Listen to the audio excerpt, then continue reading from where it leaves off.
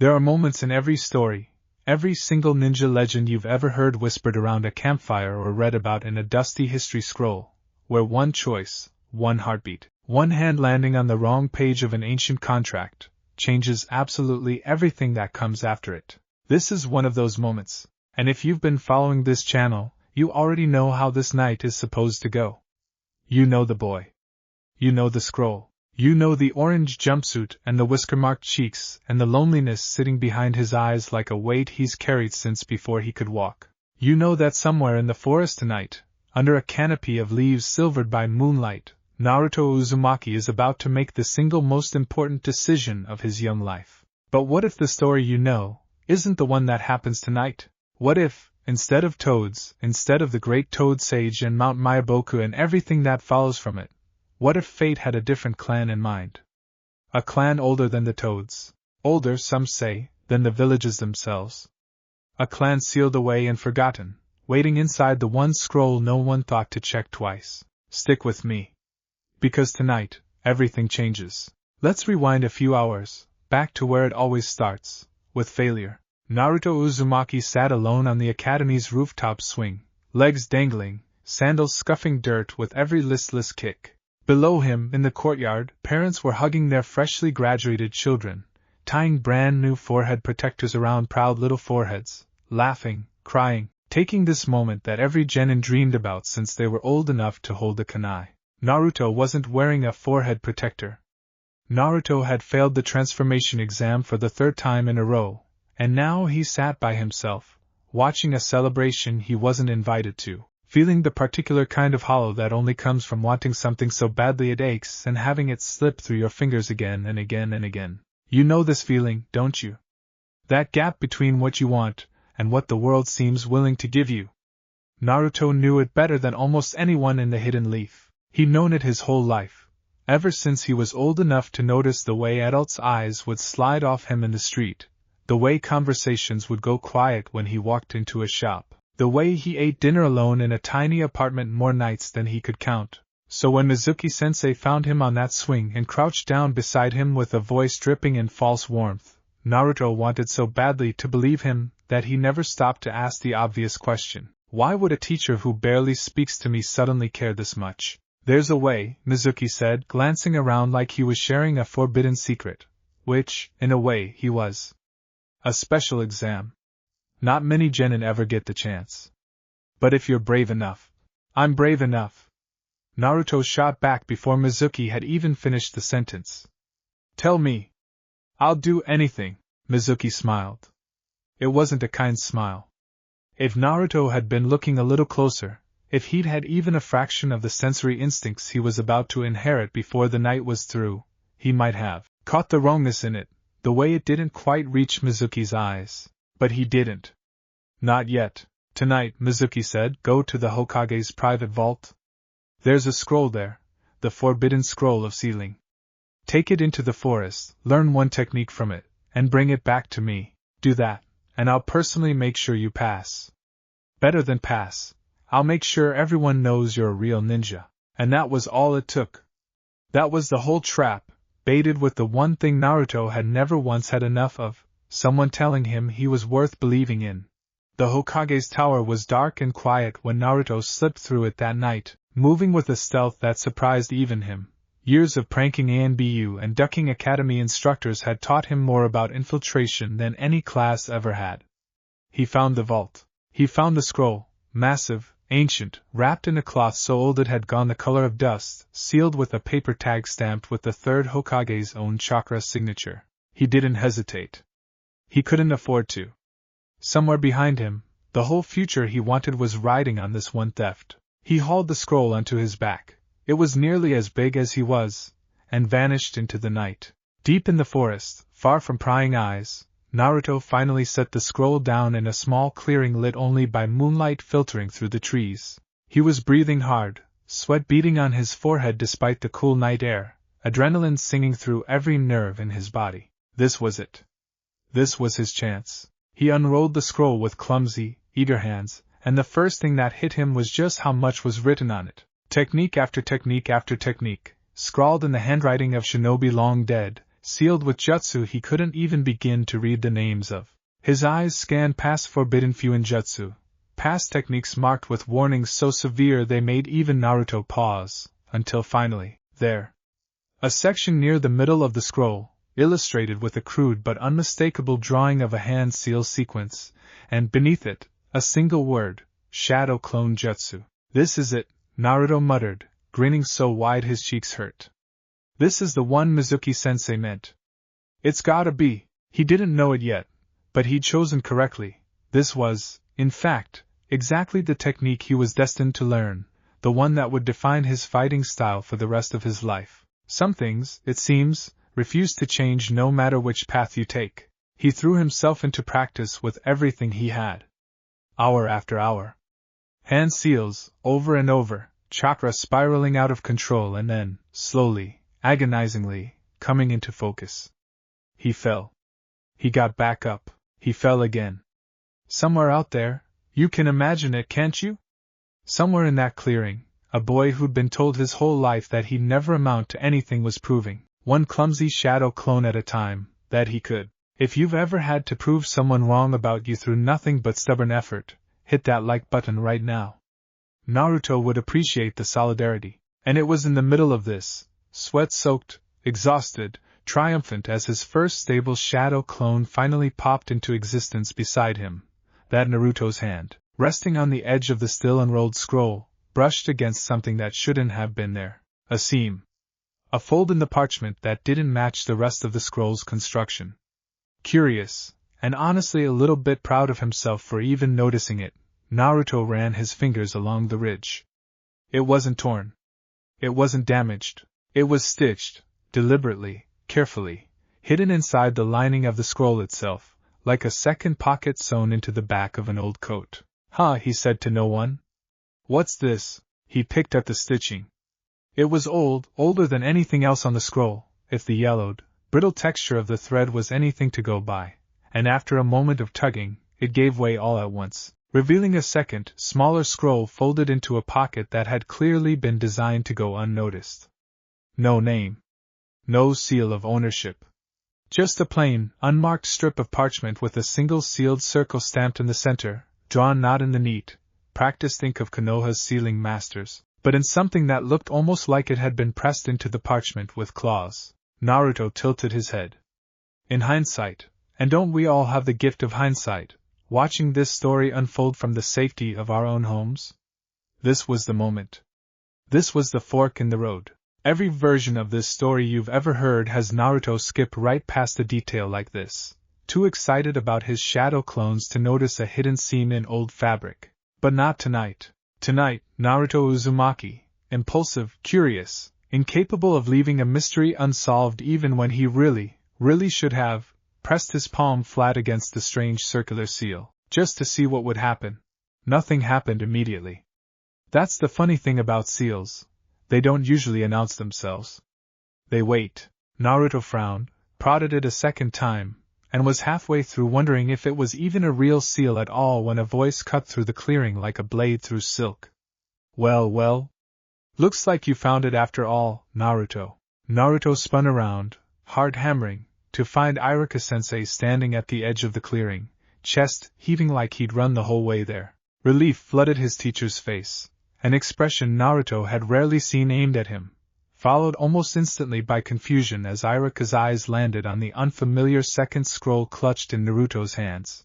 Iruka-sensei. Look, I already learned one technique. Watch this. Before Iruka could get a single word out, Naruto threw himself into the hand seals, and a moment later a second Naruto popped into existence beside the first, both of them grinning like idiots. For a second, just a second, Iruka forgot why he'd come running through the forest in a panic. He forgot the frantic search parties, the alarm bells, the third Hokage's grim expression as he dispatched every available shinobi to find the missing scroll. For just 1 second, all he saw was a student who'd taught himself an A-rank technique alone, in the dark, out of nothing but sheer stubborn will, and something in his chest ached with a pride he hadn't expected to feel. Naruto. He started, voice softer than Naruto had heard it in a long time. Where did you learn that? From the scroll? Mizuki-sensei said if I mastered one technique from it, I'd pass, and the color drained from Irika's face. Mizuki said what? And that, dear viewer, is exactly when the kunai came whistling out of the darkness. Irika moved on pure instinct, shoving Naruto flat to the ground and throwing himself protectively over him as the blade buried itself in the tree trunk exactly where Naruto's head had been half a second earlier. Well, well, well, came a voice from the shadows, cold and mocking in a way that made Naruto's stomach drop. Looks like the little demon fox actually did his job for once. Mizuki stepped into the clearing, a massive shuriken slung across his back, his academy uniform discarded in favor of something far more sinister-looking, his smile the same one from the rooftop, except now, without the pretense, it was nothing but cruelty. As sensei? Naruto stammered, scrambling backward. What's going on? You said. I said a lot of things, Mizuki sneered. None of them true. Did you really think I cared whether you passed? I just needed a stupid, gullible little brat to steal the scroll from me, and you fell for it perfectly. Mizuki, stop this right now! Irika snapped, planting himself firmly between Mizuki and Naruto, kunai drawn. Stealing the forbidden scroll is treason. Treason? Mizuki laughed, the sound sharp and ugly in the quiet forest. Irika, you always were too soft. Why don't you tell your favorite student the truth? Go on, tell him why the whole village hates him so much. Don't you dare, Irika growled. What's he talking about? Naruto's voice cracked, small and frightened in a way that made something in Irika's chest twist painfully. Irika-sensei, what does he mean? Mizuki's grin widened, delighting in the moment, savoring the cruelty of it the way only someone truly rotten could. 12 years ago, he said, voice carrying easily across the clearing, the fourth Hokage sealed the nine-tailed fox inside a newborn baby because he couldn't kill it outright. That baby grew up right here in this village. That baby is you, Naruto. You're the fox. You're the monster that killed hundreds of people the night it attacked. Everyone who's ever looked at you with hate, they had good reason to. The forest went dead silent. Naruto's whole body had gone rigid, his eyes wide, his breath coming in short, shallow gasps. Every strange look he'd ever gotten. Every whispered conversation that stopped when he walked by. Every door that had quietly, coldly, closed in his face his entire life. It all crashed into him at once, and for a moment he looked less like a 12-year-old boy and more like something breaking apart from the inside. That's enough! Irika roared, and it was the loudest either Mizuki or Naruto had ever heard him. Naruto isn't the fox. He's just a boy who's carried something horrifically unfair his entire life without ever once asking for it. But the damage, in that instant, looked done. Naruto's hands were shaking. His breath was ragged.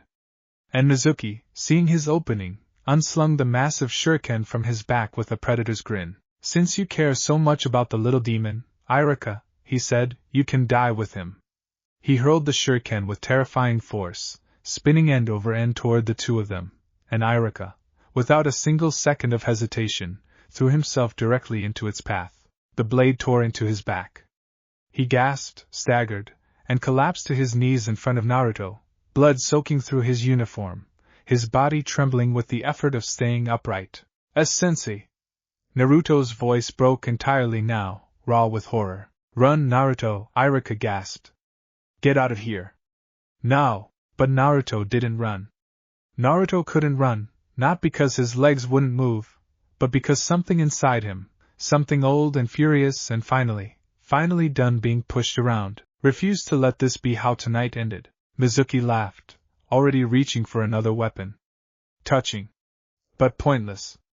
You're going to die right here, demon, and this whole village is finally going to get what it's wanted since the day you were born. He lunged. And Naruto, desperate, terrified, out of options, his hands slamming flat against the ground beside him for balance as he scrambled backward, felt his palm land squarely on the strange, clawed seal of the second scroll still clutched at his side.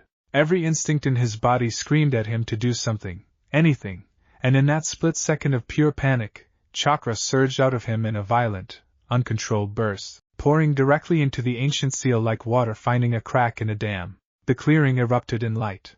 If you've watched this channel before, you know what's supposed to happen here. You know the shape this scene is supposed to take. The smoke, the enormous silhouette, a giant orange toad with a pipe clenched in its mouth, bellowing questions about who dared to summon him. That is not what happened tonight. The smoke that billowed up from the seal wasn't the warm, earthy plume you'd expect from a toad's summon. It was pale, almost silver, shot through with faint threads of blue chakra, curling upward like frost breathed into cold air. And out of that smoke, with a presence that made the very air in the clearing feel suddenly, impossibly heavier, came something none of them, not Naruto, not Mizuki, not even the badly wounded Irika, had ever seen before. A wolf. Not just any wolf. This creature was massive, easily the size of a small house, its fur a deep, shimmering silver that seemed to catch and hold the moonlight rather than simply reflect it. Its eyes, when they opened, burned a pale ice blue, sharp and ancient and utterly, terrifyingly alert. Scars crisscrossed its muzzle and flank, the marks of battles fought long before any of the three humans in that clearing had been born. When it exhaled, a faint mist curled from its jaws, not smoke, not steam, but something that felt almost like winter-given breath. Mizuki, mid-lunge, froze completely, his weapon still raised, his face draining of every drop of color. The wolf's massive head turned, slow and deliberate, until those ice-blue eyes fixed directly on him. And when it spoke, low, resonant, a voice that seemed to come from everywhere in the clearing at once rather than from its throat alone. Every hair on Mizuki's body stood on end. You raised a blade against a pup mid-collapse, the wolf said, and a wounded protector defending him. In my den, we have a word for creatures like that. Mizuki tried to step back. His legs wouldn't cooperate. We call them prey. Naruto, still on the ground, staring up in stunned, open-mouthed disbelief at the towering silver wolf that had just erupted out of a seal he hadn't even known existed until an hour ago, could only manage a single, strangled word. Whoa! The wolf's ear flicked toward him, the smallest, briefest acknowledgement, before its attention snapped back to Mizuki with the terrible, focused patience of a predator that has already decided how this is going to end. Mizuki, to his credit, tried to fight. He hurled a kunai, followed instantly by a hastily formed jutsu, some kind of wind-enhanced slash meant to carve through anything in its path. The wolf didn't so much dodge as simply move, a blur of silver and shadow, faster than anything that size had any right to be, closing the distance in a single bound. One massive paw came down, not to kill, but to pin, and Mizuki hit the ground hard enough to knock every ounce of air from his lungs, the wolf's claws digging into the earth on either side of him, close enough that he could feel the frost-cold breath washing over his face with every exhale. Please, Mizuki stammered, all his earlier cruelty evaporating into pure, animal terror. I was just, you were just planning to murder a wounded man and a child, the wolf said, voice dropping even lower, and steal a weapon of war for your own gain. Do not insult either of us by pretending otherwise. For a long, agonizing moment, nobody in that clearing breathed, and then, with a low, rumbling growl that seemed to shake the very ground, the wolf leaned down until its massive jaws were inches from Mizuki's face. Leave, it said. Now. And if you are wise, you will never come near this pup again. It lifted its paw. Mizuki didn't need to be told twice. He scrambled backward, half crawling, half running, and fled into the trees so fast he left one of his sandals behind in the dirt, the sound of his panicked retreat crashing through the underbrush long after he'd vanished from sight. Silence settled back over the clearing, broken only by Irika's labored breathing and the soft crackle of chakra still dissipating from the massive wolf's fur. Slowly, cautiously, the wolf turned back toward Naruto, who was still sitting frozen on the ground, staring up with an expression caught somewhere between terror and complete, dumbstruck awe. You, the wolf said, and its voice, for the first time, was quieter. Less thunder, more contemplation. You called me here. I didn't mean to. Naruto blurted, scrambling to his feet, still keeping several careful steps of distance between himself and paws the size of dinner plates. I mean, I didn't even know there was another scroll, my hand landed on it and— Chakra does not answer accidents, the wolf interrupted, not unkindly, its ice-blue eyes narrowing slightly as it studied him, not the way a predator studies prey, but the way an old-weathered scholar studies a puzzle they hadn't expected to encounter tonight. It answers need. It took a slow step closer, and despite every instinct screaming at him to run, Naruto found himself rooted to the spot, unable to look away from those eyes. There is a hollowness in you, the wolf continued, voice low, almost thoughtful. A hunger that has gone unfed for a very long time.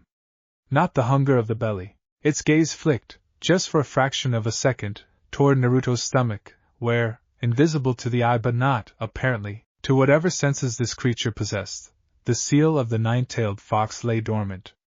The hunger of the pack less. Naruto's throat tightened. He didn't trust himself to speak. I am called Silverfang, the wolf said, drawing itself up to its full, imposing height once more, the moonlight catching along the silver of its fur like frost on a mountain peak. Eldest of my den, and the last of my line to still walk the surface world rather than sleep within it. Your ancestors sealed my clan away 3 generations past, after a war none of you remember and few of mine ever speak of. That scroll you found was never meant to be opened again. Then why did it work? Naruto asked, finally finding his voice, small and uncertain in the vast quiet of the clearing. Silverfang was quiet for a long moment, considering the question, or perhaps considering Naruto himself, with an intensity that made the boy feel, for the first time in longer than he could remember, genuinely seen. Perhaps, the wolf said at last, because some seals do not lock a door. They simply wait for the right hand to knock. Behind them, Iruka let out a pained groan, struggling weakly to push himself upright, and Silverfang's massive head turned instantly toward the sound, ears pricking with something that, on a creature this size, this ancient, this terrifying, looked almost like concern. Your protector needs tending, Silverfang said. I have said what needed saying tonight. But this is not finished, pup. A bond has been struck between us, whether either of us intended it or not, and bonds such as this do not simply dissolve because the night ends. Wait. Naruto took an impulsive step forward. Will I see you again? Are you gonna? When you are ready, Silverfang said, you will call, and I will come. Until then, the great wolf's form began to dissolve, the same pale, frost-touched smoke that had heralded its arrival now curling up from its edges, drawing it back into whatever hidden realm it called home. Prove that the trust you have not yet earned is worth extending, and then, in a final swirl of silver mist, Silverfang was gone. Naruto stood frozen in the clearing for a long moment, staring at the empty space where an enormous ancient wolf had been standing just seconds before, his mind racing through everything that had just happened faster than he could process any single piece of it. But then Iruka groaned again, and every other thought scattered instantly from Naruto's head. Iruka-sensei. He rushed to his teacher's side, dropping to his knees, hands hovering uselessly over the wound, unsure what to do, terrified of making it worse. Hold on, just hold on, I'll get help, Naruto.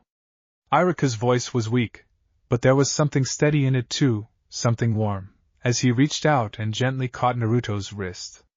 I'm okay. It's not as bad as it looks. It was, in fact, exactly as bad as it looked. But Iruka had spent enough time around frightened children to know exactly what needed saying in this particular moment, and it wasn't the truth about shuriken wounds, sensei. Naruto's voice was small again, all the earlier chaos and adrenaline draining away to leave something rawer underneath. Is it true? What Mizuki said? About the fox? Iruka struggled up onto one elbow, wincing, and looked directly into Naruto's eyes with an intensity that cut straight through the boy's fear. It's true that something was sealed inside you the night the fox attacked, he said carefully. But listen to me, Naruto, and I need you to really listen. The scroll is not the fox. The kunai is not the shinobi. You are not the thing that was sealed inside you. You are the boy who just spent an entire night alone in the woods teaching himself a technique most adults would struggle to master, and who never once ran away, even when someone twice his size was trying to kill me. Naruto's eyes were shining now, tears he refused to let fall gathering at the edges. You are Naruto Uzumaki, Iruka said, and that name has never once meant monster to me. Not for one single day. He reached up, wincing at the movement, and gently untied his own forehead protector from his head. Close your eyes. As sensei? Just do it, knucklehead.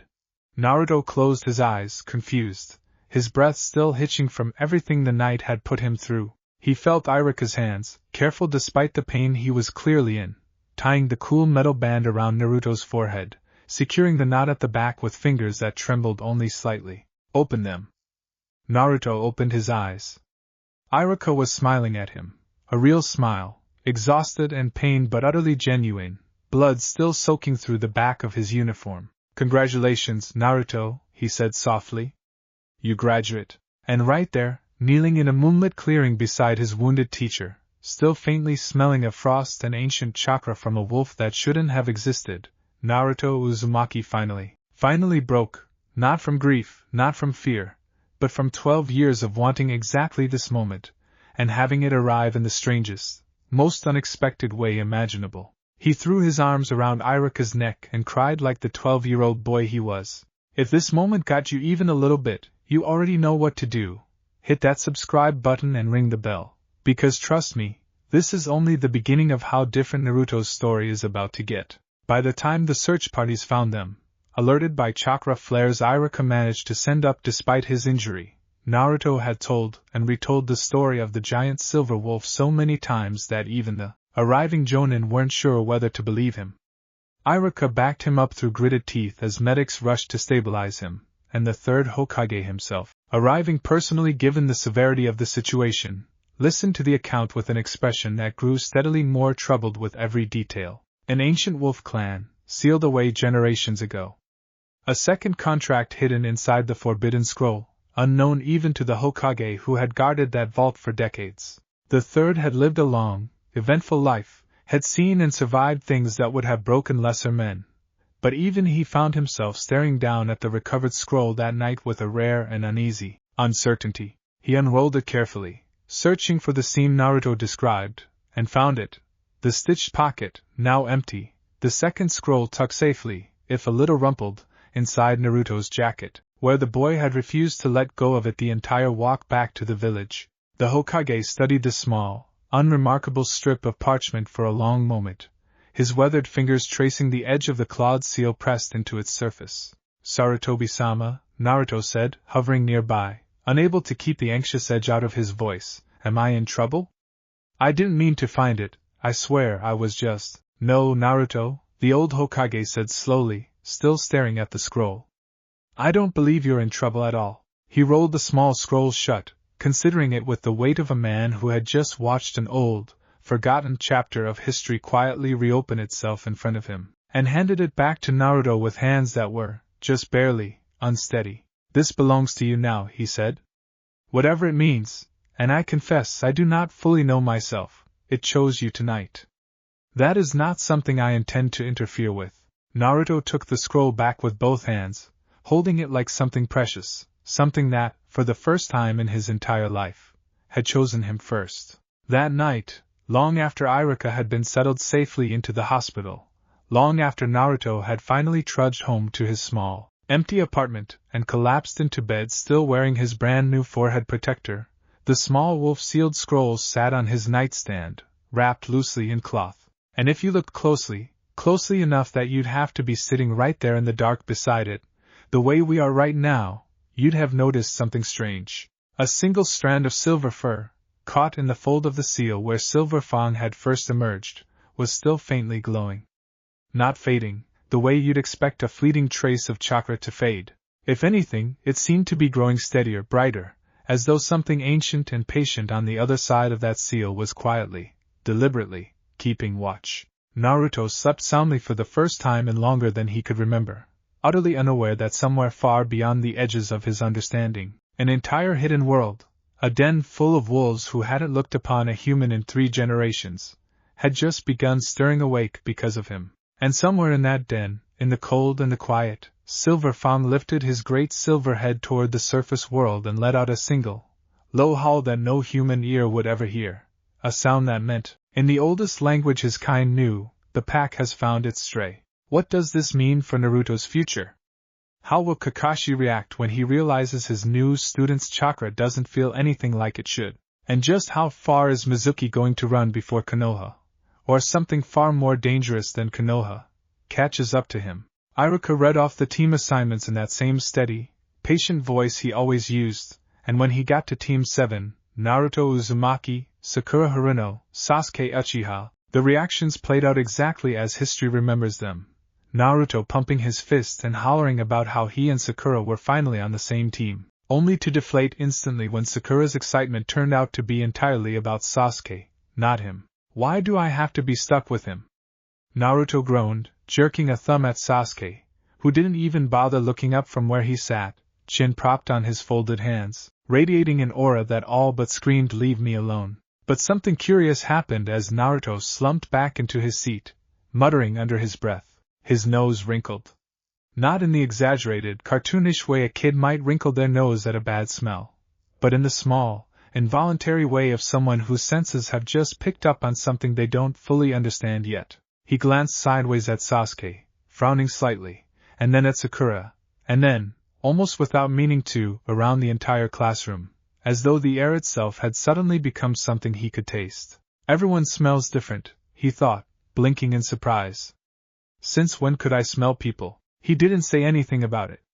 He didn't really know how he would say something about it, but it sat there in the back of his mind for the rest of the day, a small, strange itch he couldn't quite scratch, the first quiet sign that 3 nights ago, in a moonlit clearing, something inside him had shifted in ways he was only just beginning to notice. Their sensei was late.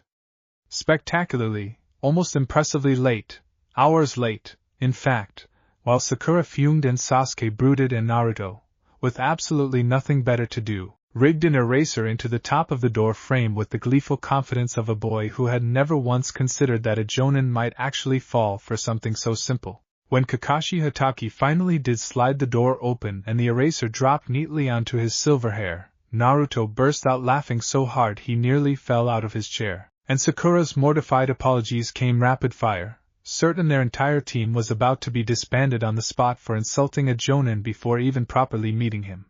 Kakashi, for his part, simply reached up, brushed the chalk dust from his hair with the mild, unbothered air of a man who had genuinely seen worse pranks, and studied the 3 of them with his single visible eye. My first impression of this group, he said slowly, is, you're all a bunch of idiots. Sakura's shoulders slumped. Sasuke's expression didn't change at all. And Naruto just kept grinning, entirely unbothered, because at this point in his life, being underestimated wasn't exactly news. But, and here's where the story starts diverging in small, quiet ways from the version you already know. Kakashi's gaze lingered on Naruto for a fraction of a second longer than it lingered on either of his teammates. Just a flicker. A narrowing of that single visible eye, there and gone so fast most people wouldn't have caught it. He was a jonin. He didn't miss things like that. His chakras, off, Kakashi thought, filing the observation away without comment as he led the 3 of them up to the rooftop for introductions. Not dangerous off. Just different. Sharper around the edges than it was in his file. He said nothing about it yet. There would be time for questions later. For now, there were introductions to get through. Sakura's painfully obvious crush disguised, badly, as a self-introduction, Sasuke's clipped, joyless recitation of his goals that made the entire rooftop go quiet with the weight of what wasn't being said, and Naruto's characteristically loud declaration that he was going to become Hokage, and make the whole village acknowledge him whether they liked it or not. Kakashi listened to all 3 with the same lazy, half-lidded attention, but when Naruto finished speaking, that single eye flicked toward him again, just for a moment, and something in Kakashi's posture shifted, subtle enough that none of the genin noticed. All right, he said, standing. Tomorrow, meet me at training ground 3, 6 a.m. sharp. Don't eat breakfast, you'll throw up. Wait, why not? Naruto demanded. Kakashi just smiled behind his mask and vanished in a puff of smoke, leaving 3 brand new genin to stew in their confusion. If you've been with this channel a while, you already know what's coming next, the infamous bell test. The exercise every genin team has to survive if they want to actually become shinobi instead of washing right back out of the program. 2 bells. 3 genin. Someone's going home hungry, and someone might be going home permanently, at least according to Kakashi's opening threat. Sakura and Sasuke arrived on time, tense and hungry and irritable. Naruto arrived 20 minutes early, having barely slept the night before out of pure nervous excitement, and spent the wait pacing back and forth across the training ground, muttering strategies to himself that mostly amounted to charge in and figure it out. At exactly 6 a.m., Kakashi appeared, reading, of all things, a small orange book that he tucked away the moment he set a small clock down on a nearby stump. The test is simple, he said, gesturing to the 2 bells hanging from his belt. Take a bell from me before this clock runs out at noon. Whoever doesn't get one goes without lunch, tied to that post over there, and gets sent straight back to the academy. But there's only 2 bells, Sakura pointed out. There's 3 of us. That's right, Kakashi said cheerfully. Which means at least one of you is guaranteed to fail. Maybe more, if you're not serious. Come at me with the intent to kill, or you won't stand a chance. And with that, the timer started. You already know how this scene is supposed to unfold. Sasuke vanishing into the trees with cool, calculated patience. Sakura freezing up, overwhelmed and outmatched. Naruto, loud, impulsive Naruto, charging straight at Kakashi the second the clock started, hollering something about being ready for a real fight. That part, at least, played out exactly as you'd expect. What happened after that first clumsy charge is where things started getting interesting. Kakashi sidestepped Naruto's opening attack with lazy, practiced ease, one hand still buried in his back pocket, not even bothering to look fully engaged. It was the kind of dismissive, almost insulting evasion he'd perfected over years of dealing with overconfident genin, the kind meant to teach a lesson in humility within the first 30 seconds. Except Naruto didn't stumble past him the way Kakashi expected. Instead, mid-charge, Naruto's whole body shifted, not through any technique, not through any training he'd actually received yet, but through something that felt, to him, disturbingly natural. His weight dropped low. His shoulders angled. And instead of barreling straight through the space Kakashi had just vacated, he pivoted hard on his back foot, following the shift in Kakashi's stance with an instinct that had no business belonging to a boy who, 3 days ago, couldn't even land a basic transformation jutsu. Kakashi's visible eye widened, just slightly, as Naruto's fist came around in a follow-up strike that actually forced him to properly dodge rather than simply drift out of the way. That's not Academy Taijutsu, Kakashi thought, backpedaling a step, recalibrating. That's not anything in his file at all. Not bad, he said aloud, voice carefully neutral. Where'd you learn to track a pivot like that? Learn what? Naruto shot back, genuinely confused by the question, already winding up for another attack. I'm just fighting. He wasn't lying. That was, somehow, the strangest part. He genuinely didn't seem to know he was doing anything unusual. His body was simply moving the way it wanted to move, reading the tiny shifts in Kakashi's weight and breathing the way a wolf reads the tension in a rival's shoulders before a strike. And Naruto himself had no idea any of that was happening beneath the surface. Kakashi filed the observation away, carefully, seriously, and decided silently that this test had just gotten considerably more interesting than usual. The rest of the exercise unfolded with a familiar shape. Sasuke's calculated ambush from the trees, momentarily catching Kakashi off guard with a fireball jutsu that forced a genuine dodge. Sakura's brief, disastrous encounter with a genjutsu illusion of Sasuke lying dead in the clearing, which sent her spiraling into a dead faint of pure panic. Naruto's increasingly reckless, increasingly clever series of attempts, each one narrower than the last, each one making Kakashi work just a fraction harder to stay ahead of him. And then, in the final stretch before noon, came the moment that every single retelling of this story has to include, the moment Naruto, cornered and outmatched and completely out of patience, made the single worst decision of the entire test. He ate the lunch, tied to the training post, stomach growling loud enough to be heard 3 training grounds over. Naruto broke Kakashi's explicit rule and shoved food into both his own and Sasuke's mouths, declaring, loudly, stubbornly, in a way that made even Sasuke's carefully controlled expression flicker with something like surprise, that a teammate who couldn't function on an empty stomach was useless to the team as a whole. Kakashi, appearing right on cue with an expression of theatrical fury, loomed over the 3 of them, chakra flaring, demanding to know if they understood the consequences of disobeying a direct order. And then, after a long, tense, silent pause that had all 3 genin bracing for the worst, you pass. The declaration landed exactly the way it always does, Sakura's stunned relief, Sasuke's quiet, grudging surprise, Naruto's loud, disbelieving joy. Kakashi explained the true meaning behind the test, the lesson about teamwork, about how in the shinobi world those who abandon their comrades are lower than trash. But as the 3 genin celebrated, as Sakura hugged Naruto in relief before immediately, awkwardly pulling away, and as Sasuke allowed himself the barest ghost of a smirk, Kakashi hung back, watching Naruto with an expression that had shifted from casual amusement into something far more thoughtful. Something's different about that kid, he thought again, more certain of it now than he'd been that morning. And I intend to find out what. That night, Naruto walked home through Konoha's quiet streets with his hands laced behind his head, a wide, satisfied grin plastered across his face, replaying the entire day over and over in his mind. He'd passed. He was officially a genin. He had a team, an actual team, people who were supposed to have his back the way he'd have theirs. But underneath the excitement, that same strange, quiet itch from earlier kept tugging at him. The way his body had moved during the fight without him consciously telling it to. The way he'd caught, faintly, the scent of Kakashi's chakra shifting a half-second before each dodge, like a warning carried on the wind. It didn't feel like anything from the academy textbooks.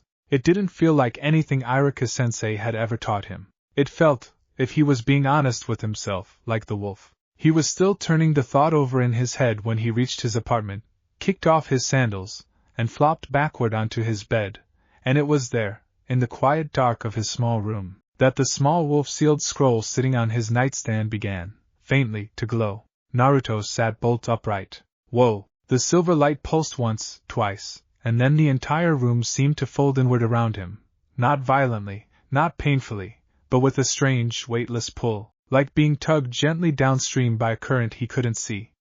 His vision blurred, his stomach lurched with the sudden shift in gravity, and when the world resolved itself again around him, he was no longer in his apartment at all. He was standing in snow. If you've never seen the Wolf Den, let me paint the picture for you, because trust me, nothing in the elemental nations prepares you for it. Imagine a mountain range carved not by wind and time, but by something deliberate, jagged silver-gray peaks rising into a sky the color of dusk regardless of what time it actually was, snow drifting in slow, lazy spirals that never seemed to land, and everywhere, the distant, echoing sound of howls carrying across valleys that seemed to stretch farther than should have been physically possible. The air smelled of pine and frost and something wilder underneath it all, the scent, Naruto would later learn, of the den itself, ancient and alive. He stood frozen at the edge of a vast, snow-covered clearing, his breath fogging in front of him despite the fact that, strangely, he didn't actually feel cold, staring up at dozens of massive stone formations jutting from the mountainside like teeth, each one carved, unmistakably, with the shape of a howling wolf. "You're staring," came a voice from somewhere above him, dry and faintly amused. "Try not to fall over. Silverfang hates cleaning up after fainting pups." Naruto's head snapped toward the sound, and he found himself looking up at a wolf considerably smaller than Silverfang, though smaller was relative, given that this one was still easily the size of a large horse, perched on a snow-dusted outcropping with the loose, effortless grace of something that had spent its entire life navigating cliffs. Its fur was a dark, ashy gray, streaked faintly with black along the spine, and its eyes, a pale, striking gold, studied Naruto with an expression that hovered somewhere between curiosity and open skepticism. "Who, what, where am I?" Naruto stammered, scrambling backward a step, nearly tripping over his own feet in the snow. "You're in the den," the wolf said, hopping down from the outcropping with a soft crunch, circling him slowly, sniffing at the air around him with an expression that grew more unimpressed by the second. "Silverfang's territory. You're the pup he bonded to. The stray." "I'm not a stray. I'm Naruto Uzumaki, future Hokage of the Hidden Leaf Village, and, The wolf sat back on its haunches, clearly unbothered by the declaration, tail flicking lazily through the snow. "You smell like fierce sweat and ramen broth. Not much of a Hokage in that scent, if you asked me." Naruto bristled instantly. "Hey! You don't even know me." "That's the point," the wolf said, unbothered. "None of us do. Yet." It tilted its head, studying him with those sharp gold eyes. "I'm Ash Cloud, third of Silverfang's current den, and apparently stuck showing you around until he decides you're worth actual attention." "Silverfang's here?" "Everywhere in this den is here to him, eventually," Ash Cloud said cryptically, already turning and padding off through the snow. "Come on, stray. Standing around gawking won't get you fed, and pups who don't keep up with the pack get left behind. Naruto hesitated for only a second before scrambling after her, boots crunching awkwardly through snow that ash clouds seemed to glide across effortlessly. The walk through the wolf den's central valley gave Naruto his first real look at just how vast, and how alive, this hidden realm truly was. Wolves of every size and coloring moved between the stone formations, some resting in loose clusters, others engaged in what looked like play fights that Naruto quickly realized, watching more closely, weren't play at all, sparring, coordinated, purposeful, every movement teaching something even as it looked casual. None of them so much as glanced at Naruto directly. But he could feel their attention all the same, a low, constant awareness prickling across his skin, dozens of pairs of eyes tracking his every movement without ever quite looking at him. "They're testing you," Ash Cloud said, noticing his discomfort without even turning her head. "Every pup that comes through this den gets watched before they're accepted. Doesn't matter if you're wolf-born or human-bonded. The den doesn't trust easily." "That's kind of unsettling," Naruto admitted. "It's kind of the point," Ash Cloud said. "Trust that comes too easy isn't worth much. You'll understand eventually." Maybe. They arrived at a wide, open clearing near the base of the largest stone formation Naruto had seen yet, and there, resting atop a raised outcropping that overlooked the entire valley like a throne carved by nature rather than any hand, lay Silverfang, ice-blue eyes tracking their approach with the same unhurried patience Naruto remembered from their first meeting. "Stray," Silverfang said, rising to his full, towering height as they approached, snow shifting off his silver fur in a small cascade. "You came. You kind of pulled me here," Naruto pointed out, though there was no real bite in it, just lingering awe at standing in front of the massive wolf again, this time in the creature's own domain rather than a moonlit forest clearing. The scroll called. "You answered by not resisting it," Silverfang said. "That, too, is a kind of choice." He settled back down, folding his massive paws beneath him, and gestured with a tilt of his head for Naruto to sit as well. Ash Cloud dropped into a loose sprawl a short distance away, clearly settling in to observe. "You've had 3 days to consider what happened in that clearing," Silverfang said. "Tell me, what have you concluded?" Naruto hesitated, picking his words carefully in a way that wasn't exactly his usual style. "That? I don't really get it. Like, I get that you saved me and Irika-sensei, and I get that this scroll thing is important. But I don't really know what it means. Am I your summoner now? Like the toad guy from the stories?" Something flickered across Silverfang's expression, old, complicated, gone before Naruto could fully read it. "You are bonded to the pack," Silverfang said. "Whether you are of the pack is a separate question, and one you will have to answer through your actions, not your words. The toads, if the old stories still circulate among your kind, summon a contractor. We do not summon contractors." "Then what do you do?" "We accept kin," Silverfang said simply. "Or we do not." Naruto's stomach dropped slightly at the weight behind that sentence, and Ash Cloud, watching from the side, let out a small, huffing sound that might have been a laugh. "Relax, Stray. Nobody's kicking you off the mountain tonight. But you should know what you're actually signing up for, instead of just running your mouth about being some future Hokage." "I am going to be Hokage, maybe," Ash Cloud said, unbothered. "But out here, that title means nothing. Out here, you're the lowest rank there is, a stray without a name, without a place in the hierarchy, without a single technique earned through this den's teaching. Everyone you see around you outranks you. Every single one." Naruto's jaw tightened, old, familiar defensiveness flaring up in his chest, the same reflex that had carried him through years of being underestimated back in Konoha. "So what, I'm supposed to just accept that?"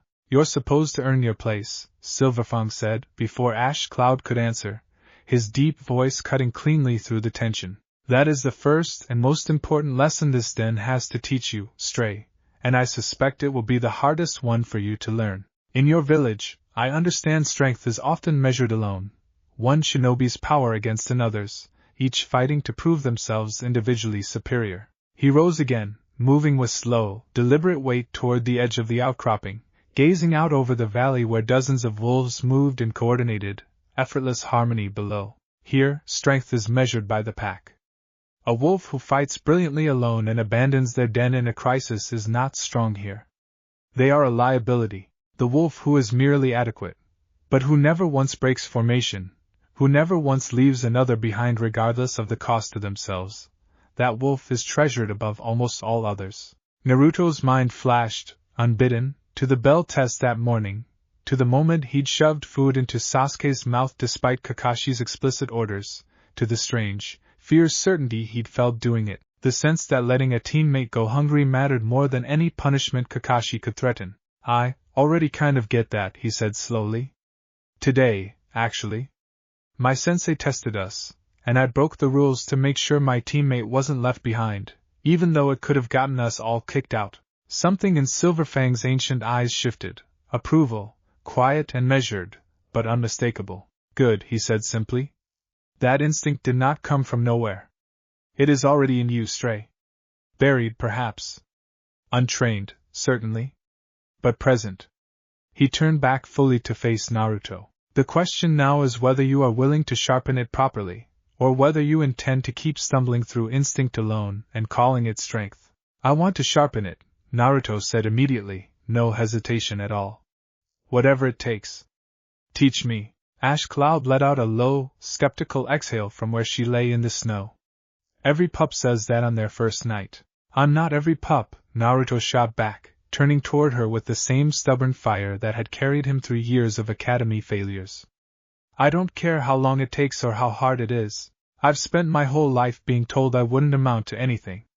I'm not gonna waste this chance. For a long moment, gold eyes and blue eyes both studied him, ash clothes sharp and evaluating, silver fangs old and unreadable, and something in the tension of that silence made it very clear this response was, itself, being tested. Finally, Silverfang exhaled, a low sound like whine through the mountain peaks.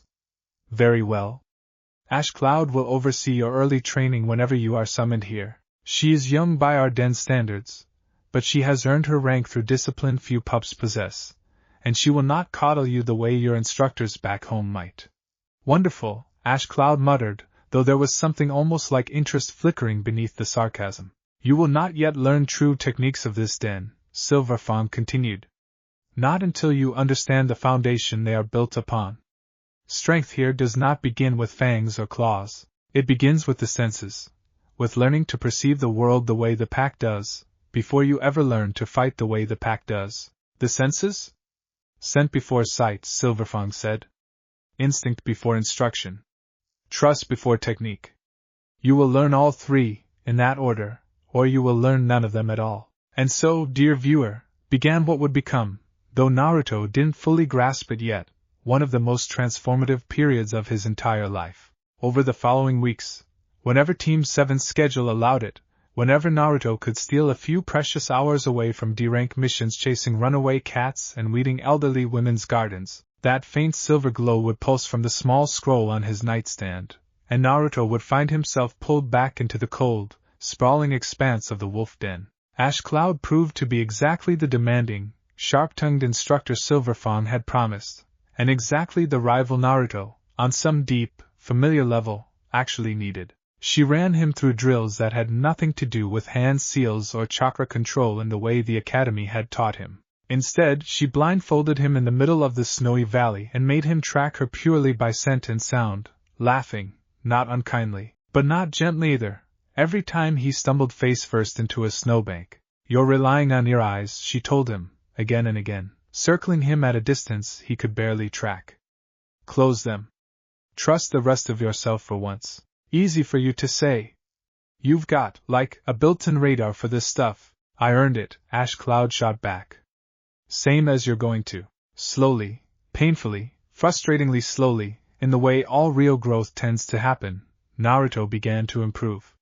He learned to track the subtle shift in air pressure that preceded an opponent's movement. He learned to distinguish scents the way most people distinguished colors, ash cloud sharp, frost-touched musk from Silverfang's older, deeper, earthier presence, from the dozens of other wolves who drifted past during his training sessions, each one distinct in ways his human senses had never once registered before that clearing 3 weeks ago. And bit by bit, without him even fully realizing it was happening, those lessons began bleeding into his life back in Konoha. He noticed, during a routine escort mission, the faint shift in a merchant's scent that told him, correctly, the man was lying about the contents of his cargo.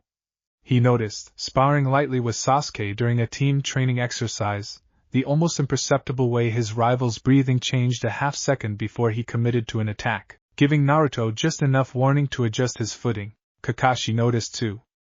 Of course he noticed. It was practically his entire job to notice things like this, and the more time passed, the more those small, careful observations added up into something Kakashi couldn't quite dismiss anymore. "You've gotten sharper," he commented one afternoon, watching Naruto duck under a training kunai with an instinctive twist of his shoulders that had nothing to do with anything in the academy curriculum. "Where's this coming from, Naruto?" Naruto hesitated. Silverfang had never explicitly told him to keep the wolf den a secret, but something in him, some instinct he couldn't quite name, made him reluctant to share it yet, not because he didn't trust Kakashi, but because it felt, somehow, like something that needed to be earned before it could be spoken aloud, the same way his place in the den itself needed to be earned. "Just training on my own," he said instead, which wasn't entirely a lie. "Trying to get stronger, you know?" Kakashi studied him for a long moment with that single visible eye, clearly unconvinced but equally clearly deciding not to push it. "Yet, keep it up," he said finally. "Whatever you're doing, it's working." It was nearly a month into this new rhythm, training with Team 7 by day, slipping into the wolf den's frozen valleys whenever the scroll allowed it, that Naruto finally worked up the nerve to ask Ash Cloud the question that had been sitting in the back of his mind since that very first night.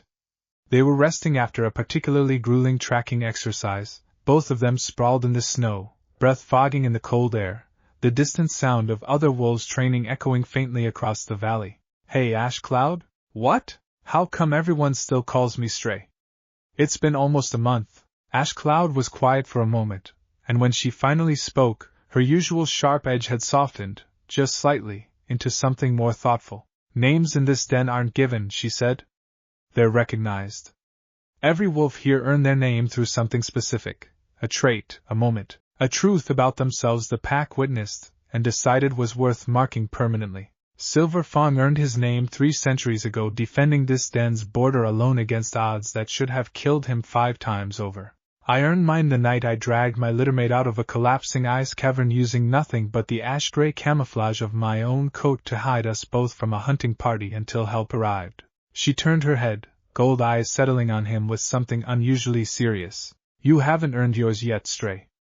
Not because you're weak, but because the den hasn't seen the thing about you yet, the true thing, the thing that's really underneath all that noise and stubbornness you carry around. When it does, the name will come. Not before." Naruto absorbed that in silence for a long moment, staring out over the snow-dusted valley, turning the idea over carefully in his mind. "What if it never shows up?" he asked quietly, an old, familiar fear creeping into his voice, the same fear that had haunted him through years of failed exams and empty apartments, and doors closing quietly in his face. "What if there's nothing underneath? What if I'm just loud, and that's it?" Ash Cloud was quiet for a moment, and then, with none of her usual sarcasm, she huffed out something that was almost gentle. "Silverfang doesn't waste his attention on nothing, Stray," she said.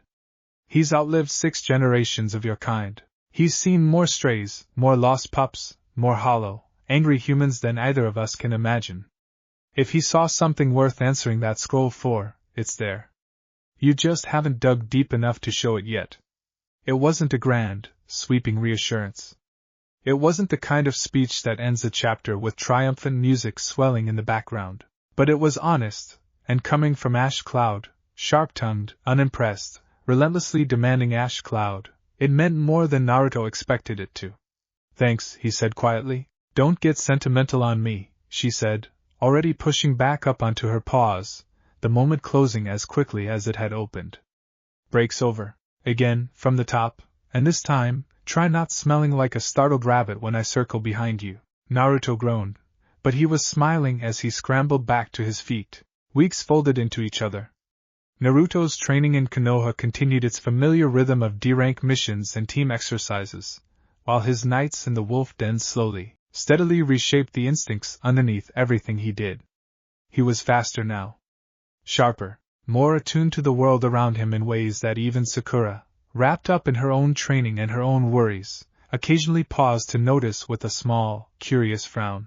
But it was on one particular evening, the sky over the wolf den deepening into that permanent dusk purple that never quite resolved into true night, that everything shifted again. Naruto was midway through a tracking drill, blindfolded, following Ash Cloud's scent trail through a narrow ravine, when he felt it, a change in the air, subtle but unmistakable, a tension rippling through every wolf in the valley simultaneously, like a held breath the entire den had taken at once. He pulled off his blindfold to find Ash Cloud frozen mid-stride, ears pinned back, gold eyes fixed on something in the distance. "What is it?" Naruto asked, unease creeping into his voice. "Ash Cloud? Someone's crossed the border," she said quietly, and for the first time since he'd met her, there was no sarcasm in her voice at all, only sharp, focused alertness. "Not one of ours." High above them, atop his stone outcropping, Silverfang had already risen to his full height, silver fur bristling faintly, ice-blue eyes narrowed toward the mountain's edge. "Stray," he called down, voice carrying easily across the valley. "Come.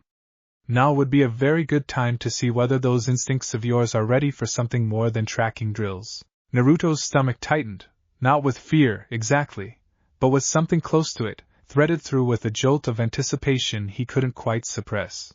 Because whatever, or whoever, had just crossed into the wolf den's hidden territory, one thing was already clear. Naruto's next lesson wasn't going to be a drill at all. What's waiting at the edge of Silverfang's domain? Is this the ancient rift with the Toad clan finally resurfacing, or something the den hasn't faced in generations? And is Naruto, barely a month into his training, still without a name of his own, actually ready for whatever's about to come crashing through that tree line? The wind in the wolf den's high valley had gone eerily still, the kind of stillness that felt less like calm and more like the entire mountain was holding its breath. Naruto stood frozen beside Ash Cloud, blindfold still dangling forgotten from one hand, watching as wolves all across the valley below rose from their rest in near-perfect unison, ears pinned, hackles raised, every single one of them oriented toward the same distant ridge line. "Ash Cloud," Naruto said quietly, "what exactly are we looking at here?" "Trouble," she said, voice low and clipped. "Small trouble, probably. But trouble." Above them, Silverfang had already begun descending from his outcropping, moving with a fluid, unhurried grace that somehow felt more menacing than if he charged. By the time his massive paws touched down in the snow beside them, 3 other wolves, older, scarred, clearly senior members of the den, had converged on the same point, forming a loose, watchful perimeter. "Stay close," Silverfang told Naruto, without so much as glancing his way. "Watch. Do not act unless I tell you to." "What is it?" Naruto pressed, jogging to keep pace with the wolf's long strides. "A scout," Silverfang said. "Small. Fast. Testing our border, most likely, rather than attacking it outright. This has happened before, in the years since our den went into hiding. Rival clans occasionally send something to see if the old stories are still true, if we're truly still here, or merely legend by now." They crested the ridge just in time to see it, a lean, quick shape darting between the rock formations at the valley's edge, low to the ground, moving with the kind of careful, deliberate stealth that spoke of real training. Not a wolf, smaller, sleeker, its fur a mottled brown-gray that blended almost seamlessly with the snow-dusted rock.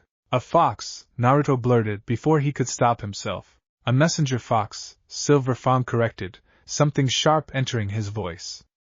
"Bonded to a rival contract. Which means someone, somewhere, is curious enough about us to risk sending a scout across a border they know is dangerous." The fox froze the instant it registered the assembled wolves, ears flattening, every line of its small body screaming trapped.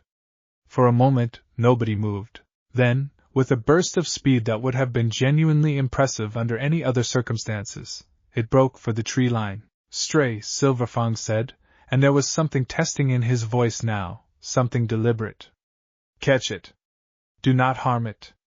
Simply catch it." Naruto blinked. "Wait, me? Why?" "Because I am telling you to," Silverfang said, "and because this is precisely the kind of moment your training has been building toward. Go. Now, before it reaches the ridge line." There wasn't time to argue.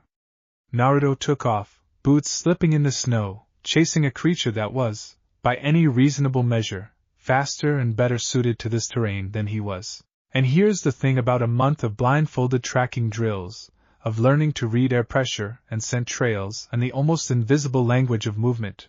It turns out that kind of training doesn't just disappear the second things get real. If anything, it sharpens.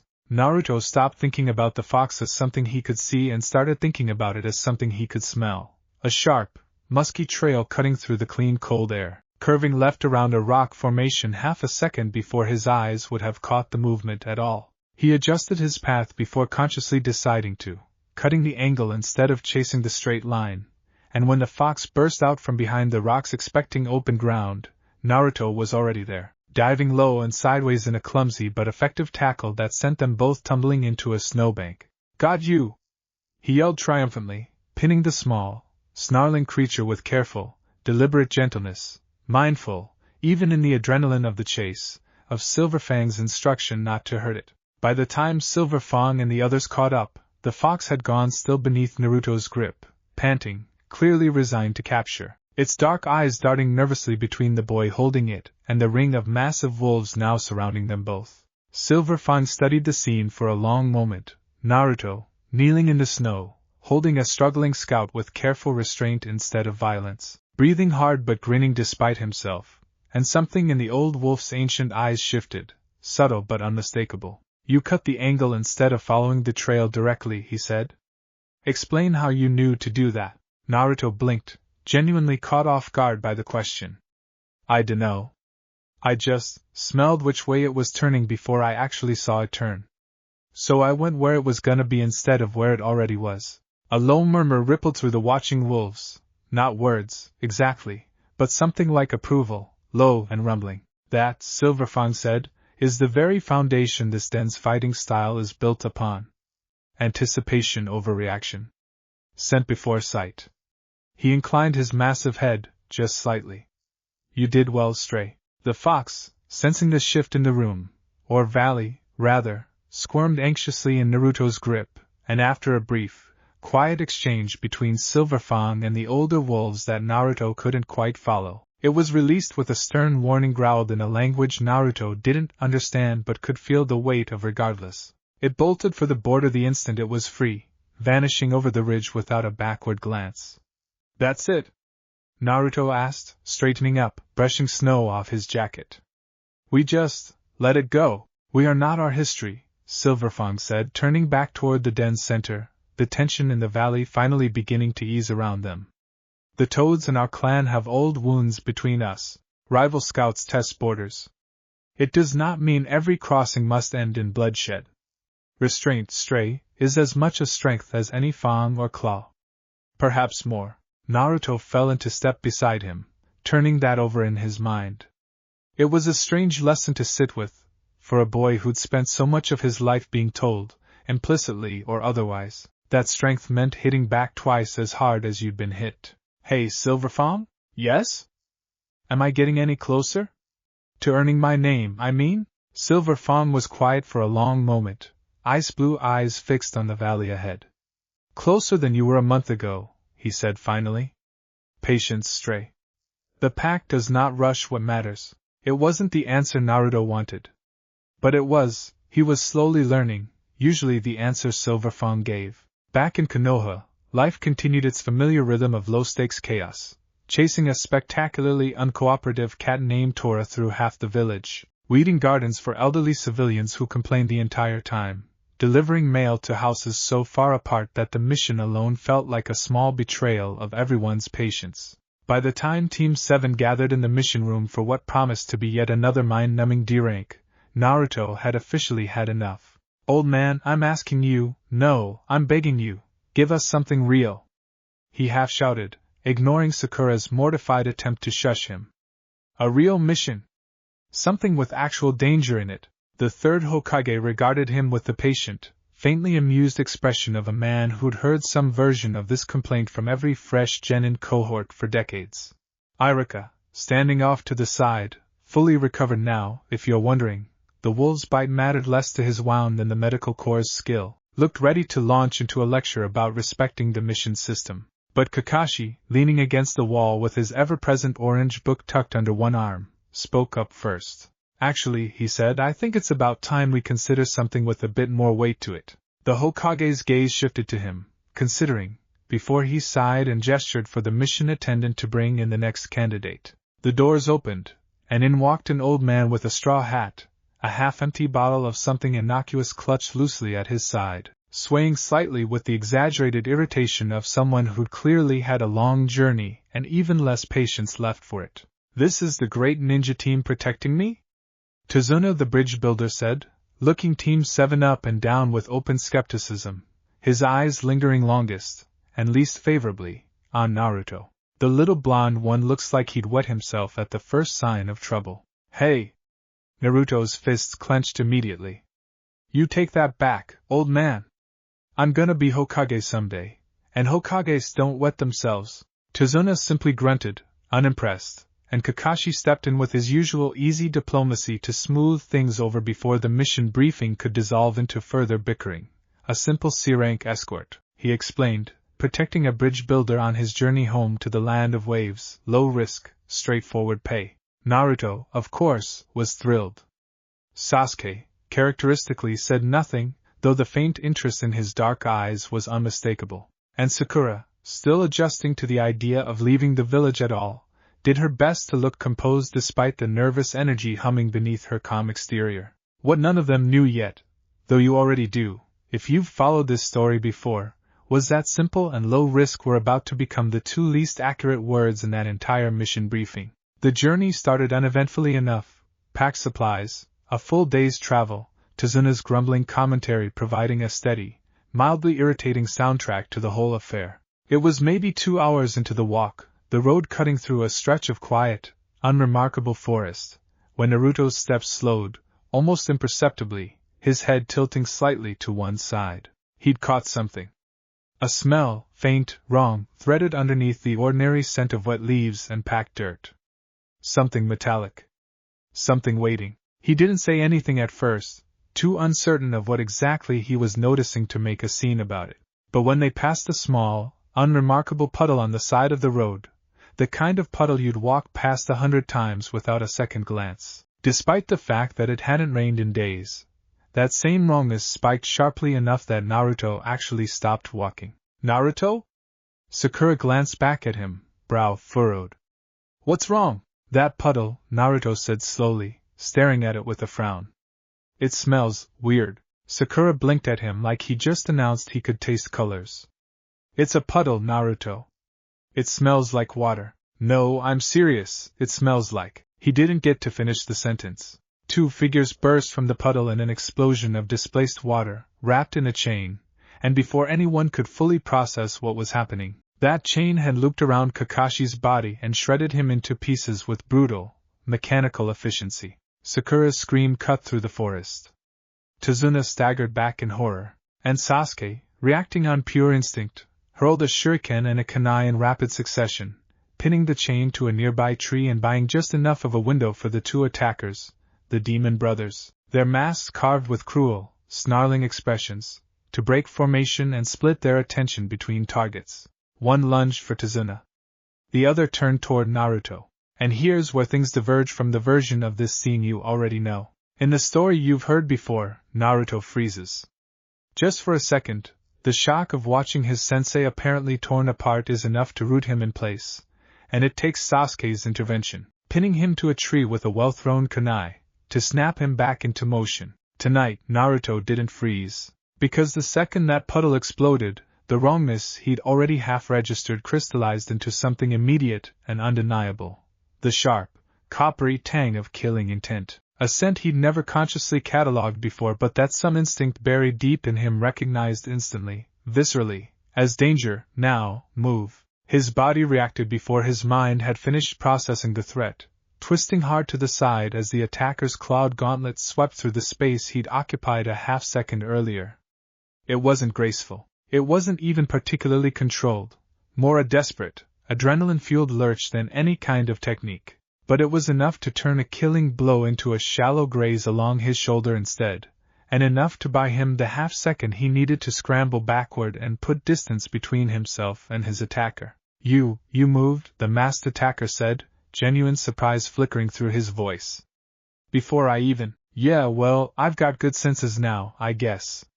Naruto shot back, breathing hard, adrenaline hammering through him. It wasn't a clean victory.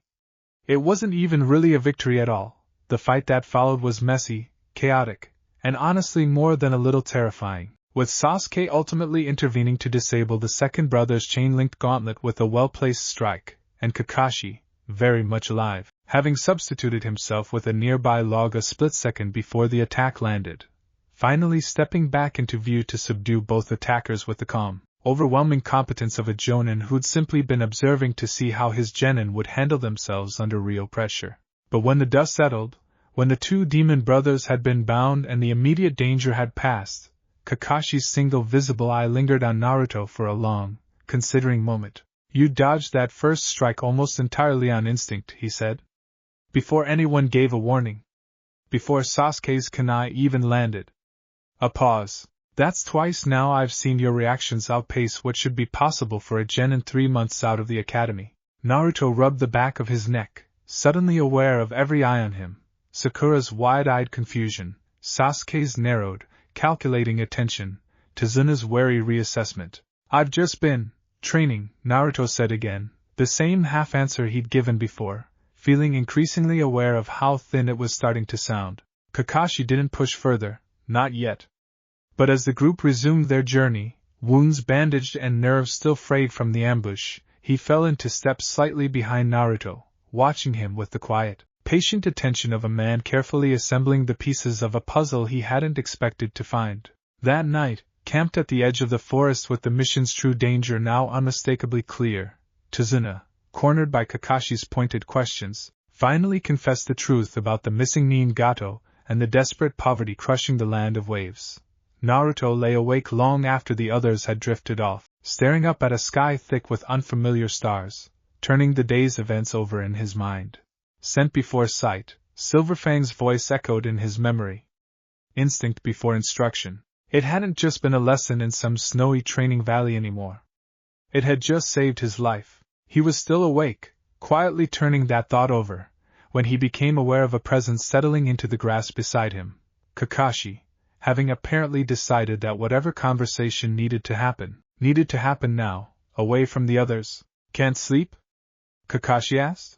"Not really," Naruto admitted. They sat in silence for a moment, the crackle of the dying campfire the only sound between them. "I'm not going to pretend I haven't noticed something's changed about you," Kakashi said finally, voice low enough not to wake Sakura or Sasuke. "Your reactions today weren't luck, and they weren't academy training either." "I've been a shinobi a long time, Naruto. I know the difference." Naruto hesitated, weighing for the first time whether the secret he'd been carrying was really still worth keeping from the man who was supposed to have his back. "You're not gonna believe me," he said finally. "Try me." So Naruto told him.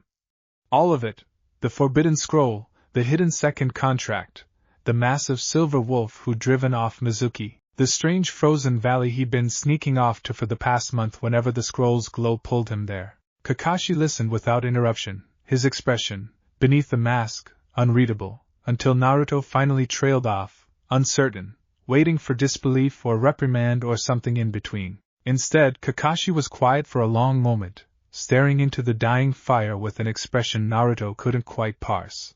"A second contract," he said finally, almost to himself.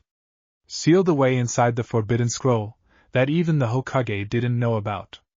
He let out a slow breath. "That explains a great deal, actually." "Wait, you're not mad?" "Should I be?" Kakashi glanced at him, one eyebrow faintly visible above his mask. "You didn't steal a forbidden contract for personal gain, Naruto. It found you in the middle of trying to save a life. That's not exactly the kind of thing I'd punish a student for." Something in Naruto's chest loosened, a tension he hadn't fully realized he'd been carrying. "There is something you should know, though," Kakashi continued, more seriously now. "Jiraiya-sama, my own sensei, and a summoner in his own right, has mentioned, once or twice, old stories about a rival clan to the Toads. A clan that vanished generations ago under circumstances nobody in my generation ever got a straight answer about. He studied Naruto carefully. If what you're describing is real, this isn't just some minor training opportunity you stumbled into. This is history resurfacing. And history like that tends to come with consequences either of us can fully predict yet. Naruto swallowed, the weight of that settling over him in the quiet dark. Is that bad? I don't know yet, Kakashi said honestly. But I'd rather know about it than not. Keep training with them, Naruto.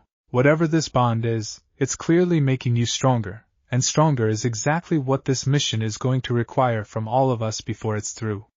He rose, brushing dirt from his pants. Just try to actually sleep tonight. Something tells me tomorrow's going to test all of us. He wasn't wrong. The following days brought them at last to the Land of Waves, a place, even Naruto could tell from the moment they arrived, hollowed out by suffering. Boarded up shops, gaunt, hollow-eyed villagers who flinched at the sight of armed strangers. A poverty so thick it hung in the air like fog, pressing down on everyone who breathed it in. They were welcomed cautiously into Tazuna's modest home, where his daughter Tsunami, draped in a simple, high-necked, long-sleeved robe befitting the modest, practical fashion of a working coastal village, her dark hair tied back for cooking, served them a dinner of grilled fish and rice, along with hot herbal tea steeped from local leaves, in place of anything stronger. It wasn't much, given how little the household had to spare, but it was offered with a warmth that Naruto, who knew a thing or two about scraping by on very little, appreciated more than he let on. Tazuna's grandson, Inari, sat sullen and silent through the entire meal, refusing to meet anyone's eyes, radiating a bitterness that seemed far too heavy for a boy his age to carry. Naruto, never one to leave an awkward silence unpoked, tried more than once to draw him into conversation, only to be met with cold, dismissive silence each time. What's his deal? Naruto muttered later, once Inari had stormed off to bed without so much as a good night. Leave it, Tazuna said quietly, staring into his tea. It's not your business, boy. But Naruto, impulsive, stubborn Naruto, had never been particularly good at leaving things alone.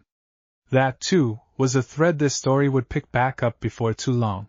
But for now, exhaustion won out, and the household settled into an uneasy sleep, unaware of exactly how soon their fragile peace was about to shatter. It happened 2 days later, deep in the forest while escorting Tazuna to the bridge construction site.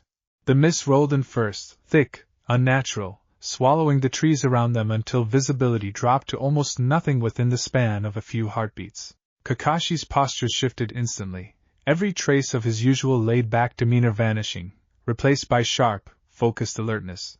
Everyone, stay close, he said quietly. Sakura, protect Tazuna.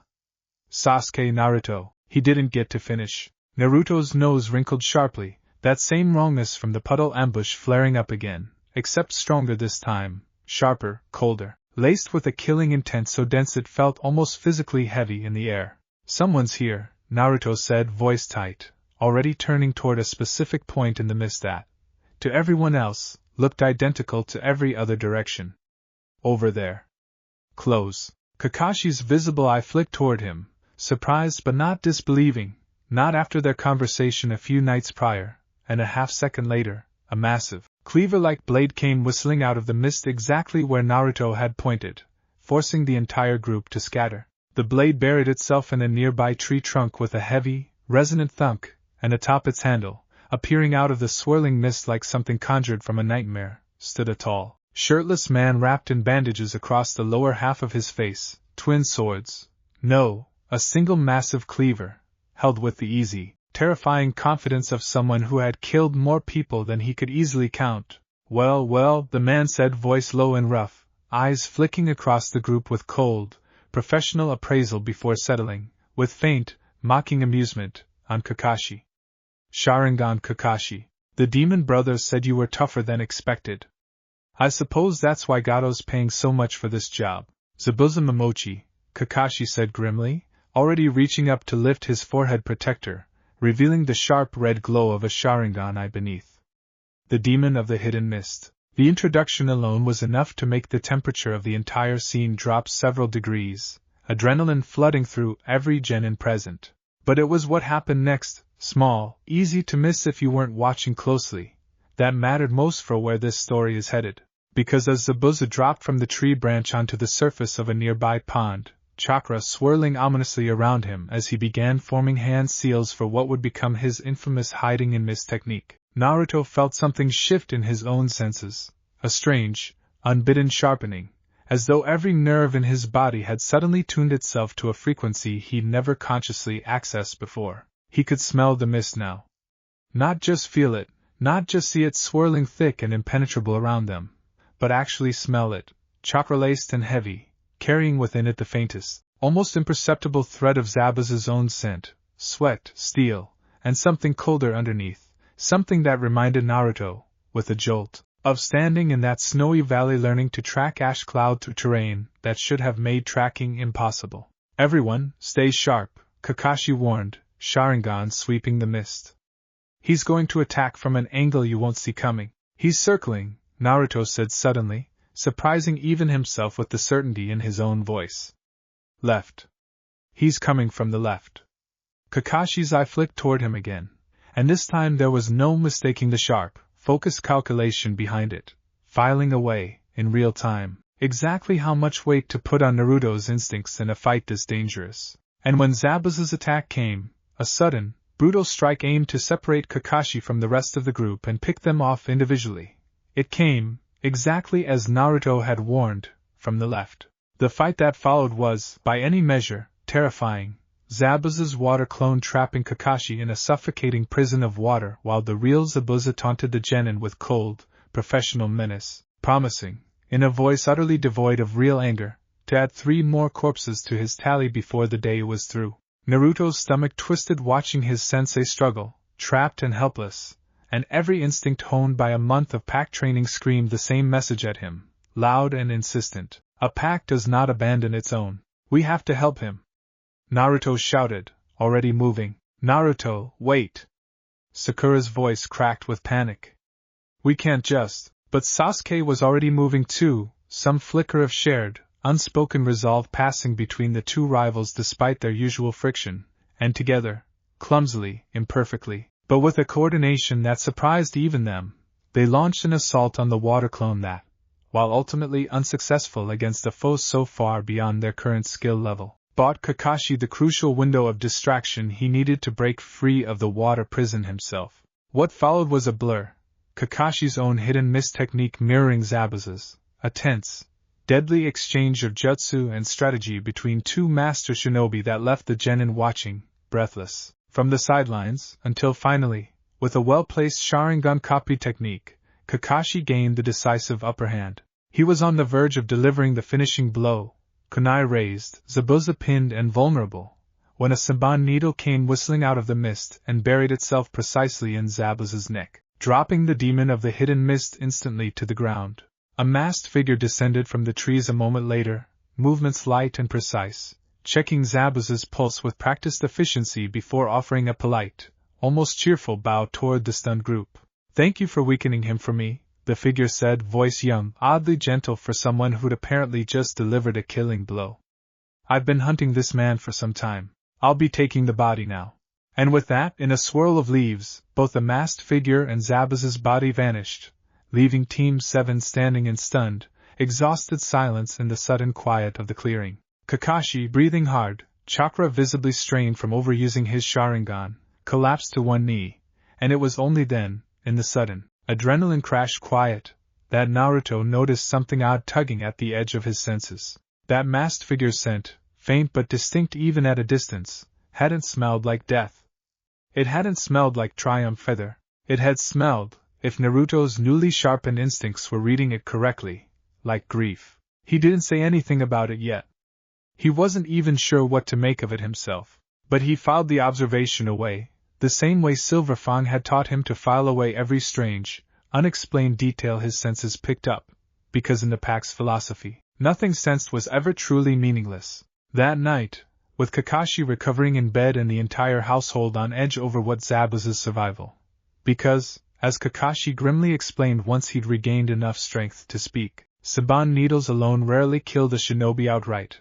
Meant for the days ahead, Naruto slipped outside alone, needing air, needing space to think. He found himself standing at the edge of the forest, staring out into the darkness, when the familiar silver pulse of the scroll tucked beneath his jacket flared to life once more. The wolf den's cold air wrapped around him a heartbeat later, and he found Silverfang waiting, as though he'd been expecting him. "You've fought a true killer for the first time," Silverfang said without preamble, ice-blue eyes studying him carefully. "I can smell it on you. Fear still lingering.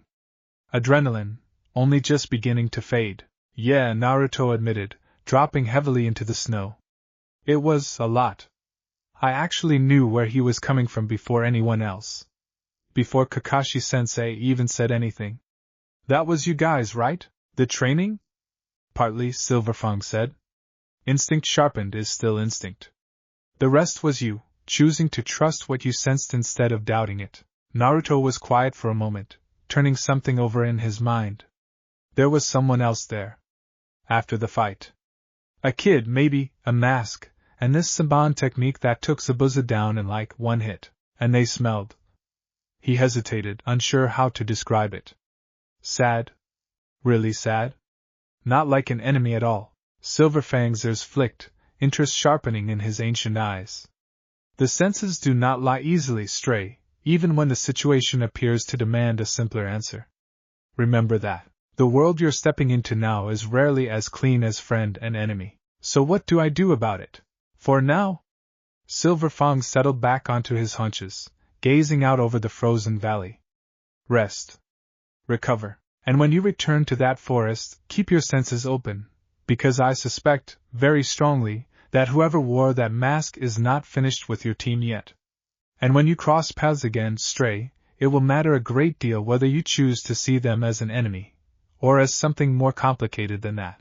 Naruto frowned, turning that over in his mind, an uneasy, uncertain feeling settling into his chest that had nothing to do with Zabuza at all. Because somewhere out there, in the mist-shrouded forests of the Land of Waves, a masked hunter-nin who smelled like grief instead of malice was waiting, and something told Naruto that their next meeting was going to change more than just the outcome of this mission. So Zabuza's down, but not out.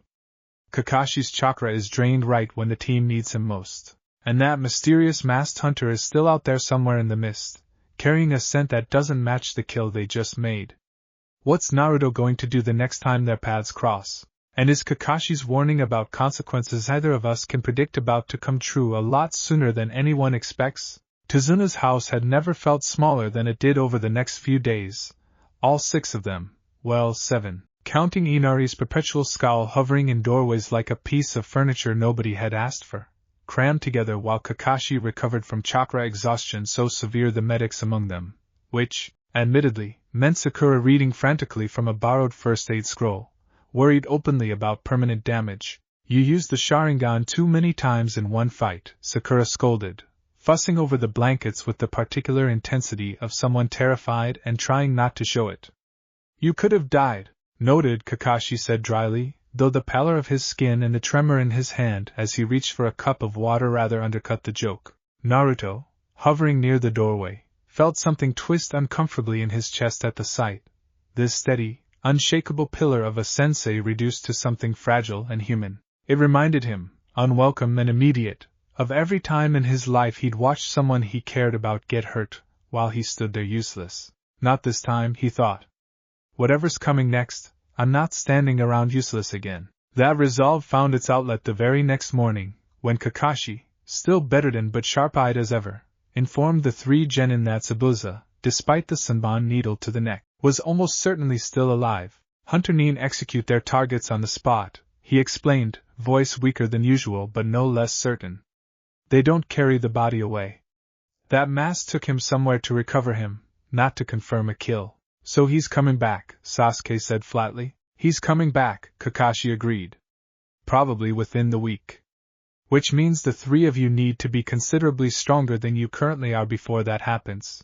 And that, dear viewer, is how we arrive at one of the most iconic training sequences in this entire story.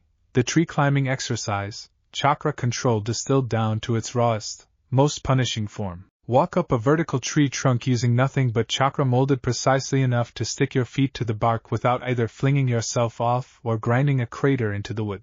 Sakura, much to everyone's surprise including her own, mastered it almost immediately, her chakra control, quiet and precise, finally finding a task suited to it. Sasuke made steady, grinding progress, climbing a little higher with every attempt, jaw set with the same intense focus he brought to everything. And Naruto, massive chakra reserves, next to no fine control, spent the better part of the first day being flung violently off the trunk again and again, landing hard in the dirt each time with a fresh string of frustrated curses. "This is impossible," he groaned, flat on his back for what had to be the 15th time, staring up at the canopy. "You're relying on your eyes," Ashcloud's voice echoed suddenly in his memory, unbidden. "Close them. Trust the rest of yourself for once." Naruto sat up slowly, an idea forming. He'd spent a month now learning to feel the world instead of simply looking at it, to read the almost invisible shift of air pressure before a strike, to trust the parts of himself that weren't purely visual. Chakra control, he realized, might not be all that different. He wasn't feeling the chakra correctly. He was staring at his feet, trying to force the right amount through sheer visual concentration, when maybe, just maybe, what he actually needed to do was stop looking and start listening. He closed his eyes. It took another dozen attempts. It took bruised elbows and a truly spectacular fall into a nearby stream that left him spluttering and soaked. But somewhere around sunset of the second day, with his eyes shut and his focus turned entirely inward, Naruto felt it, a strange, textured awareness of his own chakra, less like a number to control and more like a current to feel, the same way he'd learned to feel the subtle currents of scent and pressure in the wolf den's frozen valley. He took one step up the trunk. Then another. Then 5 more in a row, each one steadier than the last, until he'd climbed higher than either of his teammates had managed on their first day combined. "Whoa," he breathed, opening his eyes to find himself several meters up a tree trunk, grinning so wide his face hurt. "Whoa!" By the time full darkness fell, Naruto had not only caught up to Sasuke's progress but very nearly matched Sakura's. And if you know anything about Sasuke Uchiha, you already know exactly how well that went over with him. "Tch," Sasuke muttered, glaring at the tree like it had personally insulted him, throwing himself back into another attempt with renewed, irritated intensity. Naruto just laughed, and for one small, golden evening in the middle of a mission steeped in danger and grief, Team 7 felt, for the first time, like something that might actually deserve the word team. That night, exhausted and sore in ways he hadn't known were possible, Naruto barely made it back to his sleeping mat before the scroll's familiar silver pulse tugged him away into the wolf den's cold embrace. He found Silverfang waiting, as always, atop his stone outcropping, but this time Ash Cloud sat beside him rather than at a distance, a small detail that Naruto, exhausted as he was, still noticed and quietly appreciated. "You've grown," Silverfang said without preamble, studying him with those ancient ice-blue eyes. "I can feel it in how you carry your chakra now. Less like something you're forcing, more like something you're listening to." Ash Cloud's training did that, Naruto admitted, dropping into the snow with a groan. "The blindfold stuff. I used it on a chakra control exercise and it actually worked." Something that might have been pride flickered across Ash Cloud's sharp features before she quickly schooled it back into her usual dry skepticism. "Don't get used to compliments, Stray. One good result doesn't make you a master." I know. Naruto waved a hand. "But hey, does this mean I'm ready? For the real training? The fighting stuff?" Silverfang and Ash Cloud exchanged a glance. The kind of glance that, in a family, usually meant a decision had already been made without the youngest member's input. "There's a man returning to that forest soon," Silverfang said slowly. "A dangerous one. And beside him, a second fighter whose intentions you have already sensed are not what they appear. You will face both, likely very soon, and I would rather you meet that fight with real technique behind you than raw instinct alone." He rose, stretching, and gestured for Naruto to follow him down into the valley, toward a wide, flat clearing Naruto hadn't visited before, worn smooth by what looked like generations of use, scarred faintly with the marks of claws and fangs. "Tonight," Silverfang said, "you begin learning Fang Style." Here's the thing about Fang Style taijutsu, at least as Silverfang explained it that night, standing at the edge of that ancient, worn clearing with the permanent dusk-purple sky stretching overhead, it isn't about overwhelming power, And it isn't about outlasting an opponent through sheer stubborn endurance, the way Naruto had, up until now, approached basically every fight in his life. Toads strike with weight, Silverfang said. Snakes strike with patience. We strike with pack. A single wolf, alone, is formidable but vulnerable. A wolf who fights as though the pack still surrounds them, who moves, strikes, and defends with the rhythm of coordinated hunters even when fighting solo, becomes something far more dangerous than raw strength alone could ever produce. But it's just me, Naruto pointed out. I don't got a pack out there with me. Don't you? Silverfang's ears flicked, something almost amused in the gesture. How many shadow clones can you currently sustain, Stray? Naruto blinked. And then, slowly, a grin spread across his face as understanding dawned. Oh, he said. Oh, your clones are not merely decoys, Silverfang said. Not if you train them to move as a pack does, flanking, hurting, striking in coordinated bursts rather than simply mobbing an opponent all at once. Ash Cloud? Ash Cloud stepped forward, rolling her shoulders in what Naruto now recognized as the wolf equivalent of cracking your knuckles before a fight. This is going to hurt, she said, not unkindly. A lot. Try to keep up, Stray. It did, in fact, hurt a lot, over the following nights, stolen in increasingly precious fragments between the exhausting demands of the mission and Kakashi's recovery. Ash Cloud drilled Naruto through the basics of Fang Style with a relentlessness that left him bruised, breathless, and more than once genuinely wondering if he'd made a terrible mistake agreeing to any of this. The core of it was deceptively simple in concept and brutally difficult in execution. Tight, tearing strikes delivered with the hands curved into claw-like shapes, weight always shifting, never planting fully in one place for more than a heartbeat, every movement designed to flow directly into the next without pause or hesitation. Combined with a handful of shadow clones, 2 then 3 then, with painstaking effort for moving in loose, coordinated flanking patterns, it transformed Naruto's previously straightforward, headlong fighting style into something considerably more unpredictable. Again, Ash Cloud said, for what felt like the 100th time, as Naruto picked himself up out of the snow yet again, one of his clones having just popped out of existence after a particularly humiliating counter. You're still thinking about your clones as separate from yourself. They're not separate. They're pack. Move like they're extensions of your own body, not backup dancers. Easy for you to say, Naruto grumbled, spitting out a mouthful of snow. You've had, decades of practice at this? Longer than you'd believe, Ash Cloud said, though something in her voice, just for a moment, carried a weight Naruto couldn't quite place. Again, he got back up. He always got back up.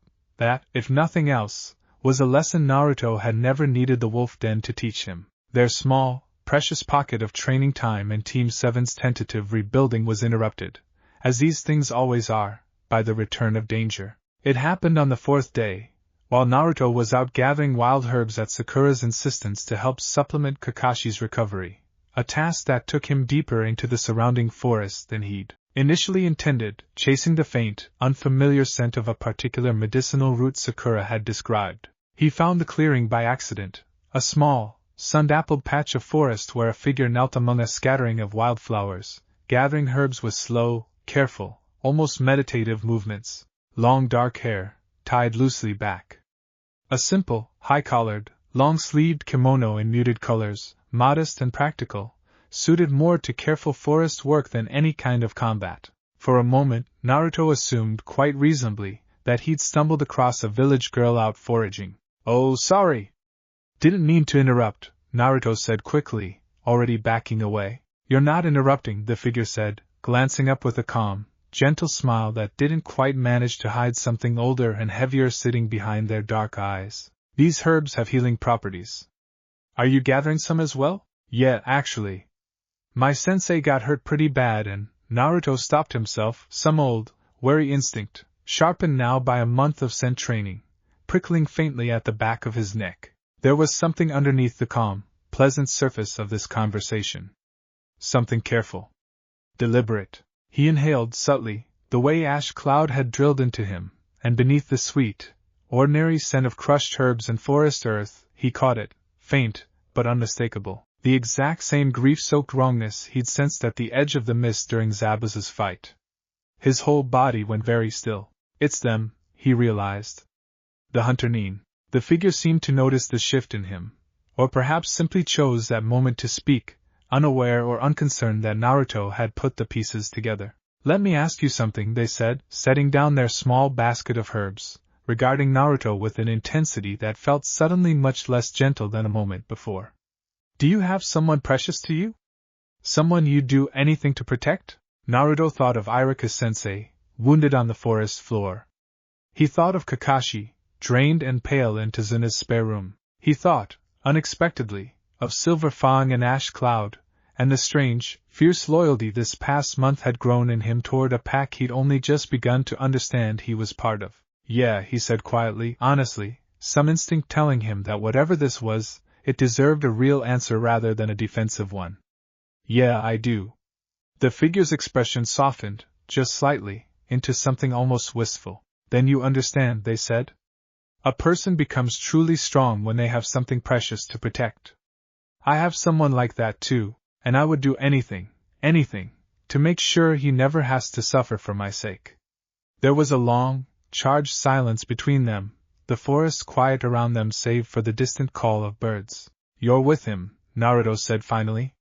The swordsman. Zabuza.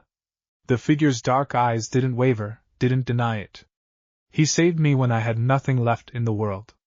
I owe him everything, and when he asks me to fight for him, even against people I might, under different circumstances, have liked, I won't hesitate, even if it means hurting people who don't deserve it. Sometimes, the figure said, quiet and sad, the world doesn't give us the luxury of only fighting people who deserve it. Naruto didn't know what to say to that. It sat heavy and uncomfortable in his chest, this strange, unwanted sympathy for someone who was, by every reasonable measure, his enemy. The figure rose, gathering their basket, offering one last, searching look. I hope, when we meet again, it isn't as enemies. But I suspect it will be. A pause. Take care of yourself. You have good instincts, sharper than I expected. Don't waste them. And then they were gone, vanishing into the trees with the same quiet, practiced grace Naruto remembered from the edge of that mist-shrouded clearing days before. Naruto stood alone for a long moment, herbs forgotten in his hand, turning the whole strange encounter over and over in his mind. A wolf, alone, is formidable but vulnerable, Silverfang's voice echoed. But so, apparently, was a hunter Nin, bonded so tightly to a single precious person that they'd fight anyone, anything, to protect him, even at the cost of themselves. He didn't know it yet, but that conversation was about to matter more than almost anything else that happened during this entire mission. Naruto told Kakashi everything the moment he returned. The meeting, the strange, sad conversation, the confirmation that the hunter Nin was, in fact, working with Zabuza rather than against him. Kakashi's expression darkened considerably at the news, though he said little beyond a grim acknowledgement that the coming days were about to get considerably more dangerous. He was right, of course. He usually was. 3 days later, with Kakashi's chakra reserves finally restored enough to fight, and with Naruto's clumsy, hard-won Fang Style training beginning to show real promise in sparring sessions with Sasuke, the team escorted Tazuna to the bridge one final time, only to find the construction site eerily empty. The workers Tazuna had hired scattered and fled, warned off, it turned out, by Gato's mercenaries in the night. The mist rolled in before anyone could fully process what that meant. He's here, Kakashi said grimly, already reaching for his forehead protector. Zabuza emerged from the fog exactly as menacing as before, cleaver blade resting easily across one shoulder, and beside him, Naruto's stomach dropped as recognition hit, stood the masked hunter Nin, calm and still, dark eyes visible through the mask's eye holes finding Naruto's own for one brief, waited moment. So, Zabuza said, voice carrying easily through the mist, the demon brat survived our little introduction. And it looks like your team's picked up a few new tricks since then, Kakashi. This might actually be interesting. Sakura, protect Tazuna, Kakashi ordered, Sharingan already uncovered, chakra crackling with focused intensity. Sasuke, Naruto, stay sharp. This isn't a fight we can afford to be careless in. Zabuza's assistant, Haku, Naruto would learn the name later, in one of the few moments of quiet this brutal fight allowed for, moved first, a blur of speed and precision that separated Sasuke and Naruto from the rest of the group with terrifying efficiency, forming a series of hand seals that conjured, from the mist and the moisture in the air itself, a towering dome of interlocking ice mirrors surrounding both genin in a glittering, inescapable prison. This technique, Haku said quietly, voice echoing strangely from every mirror at once as their reflection appeared in each one simultaneously. I'm sorry. But I can't hold back. The Senbon needles that followed came fast and relentless, a hail of precise, painful strikes that neither Naruto nor Sasuke could fully track, let alone dodge, trapped as they were within a technique that let their opponent move between reflections faster than the human eye could follow. It hurt. It hurt a lot, and in the version of this story you already know, this is the moment Sasuke throws himself in front of Naruto, taking a volley of Senbon meant to kill, collapsing in a way that shatters something fundamental in Naruto and triggers, ultimately, the first uncontrolled surge of the Nine-Tails chakra. Tonight, it went a little differently, because as the needles rained down, as Sasuke, reflexes honed by weeks of increasingly intense training, moved to intercept a strike aimed at Naruto's exposed back, Naruto's own instincts, sharpened now by a month of pack training and Fang Style drills, screamed a warning he couldn't ignore. Pack doesn't leave anyone behind. Not the wounded. Not each other. He moved too, twisting hard, shoving Sasuke half a step sideways even as he took the brunt of the strike meant to fully impale his teammate, a shallow, painful graze along his ribs rather than the near-fatal wound Sasuke would otherwise have absorbed entirely alone. Both boys hit the ground hard, breathing ragged, blood welling from a dozen small wounds between them, but crucially, differently from before, both still conscious. Both still fighting. You! Sasuke gasped, staring at Naruto with something caught between fury and disbelief. That was reckless, idiot. Yeah, well, so was you jumping in front of me, Naruto shot back, wincing as he pushed himself back up. Guess we're both idiots. Something shifted in Sasuke's expression, brief, almost imperceptible, but real. Not quite a smile. But close. Haku, watching from within the mirrors, went very still. You're both still standing, they said quietly, and there was something in that quiet observation that sounded almost like relief, buried beneath the professional detachment they were clearly fighting to maintain. That instinct, protecting each other even mid-strike, that's rare. Yeah, well, get used to it, Naruto said, forcing himself back into a ready stance despite the pain radiating through his side. Because we're not going down that easy. He bit his thumb, a motion so instinctive now it barely required conscious thought, and slammed his palm against the ground, chakra flaring outward in the cold, familiar surge he'd come to recognize over the past month.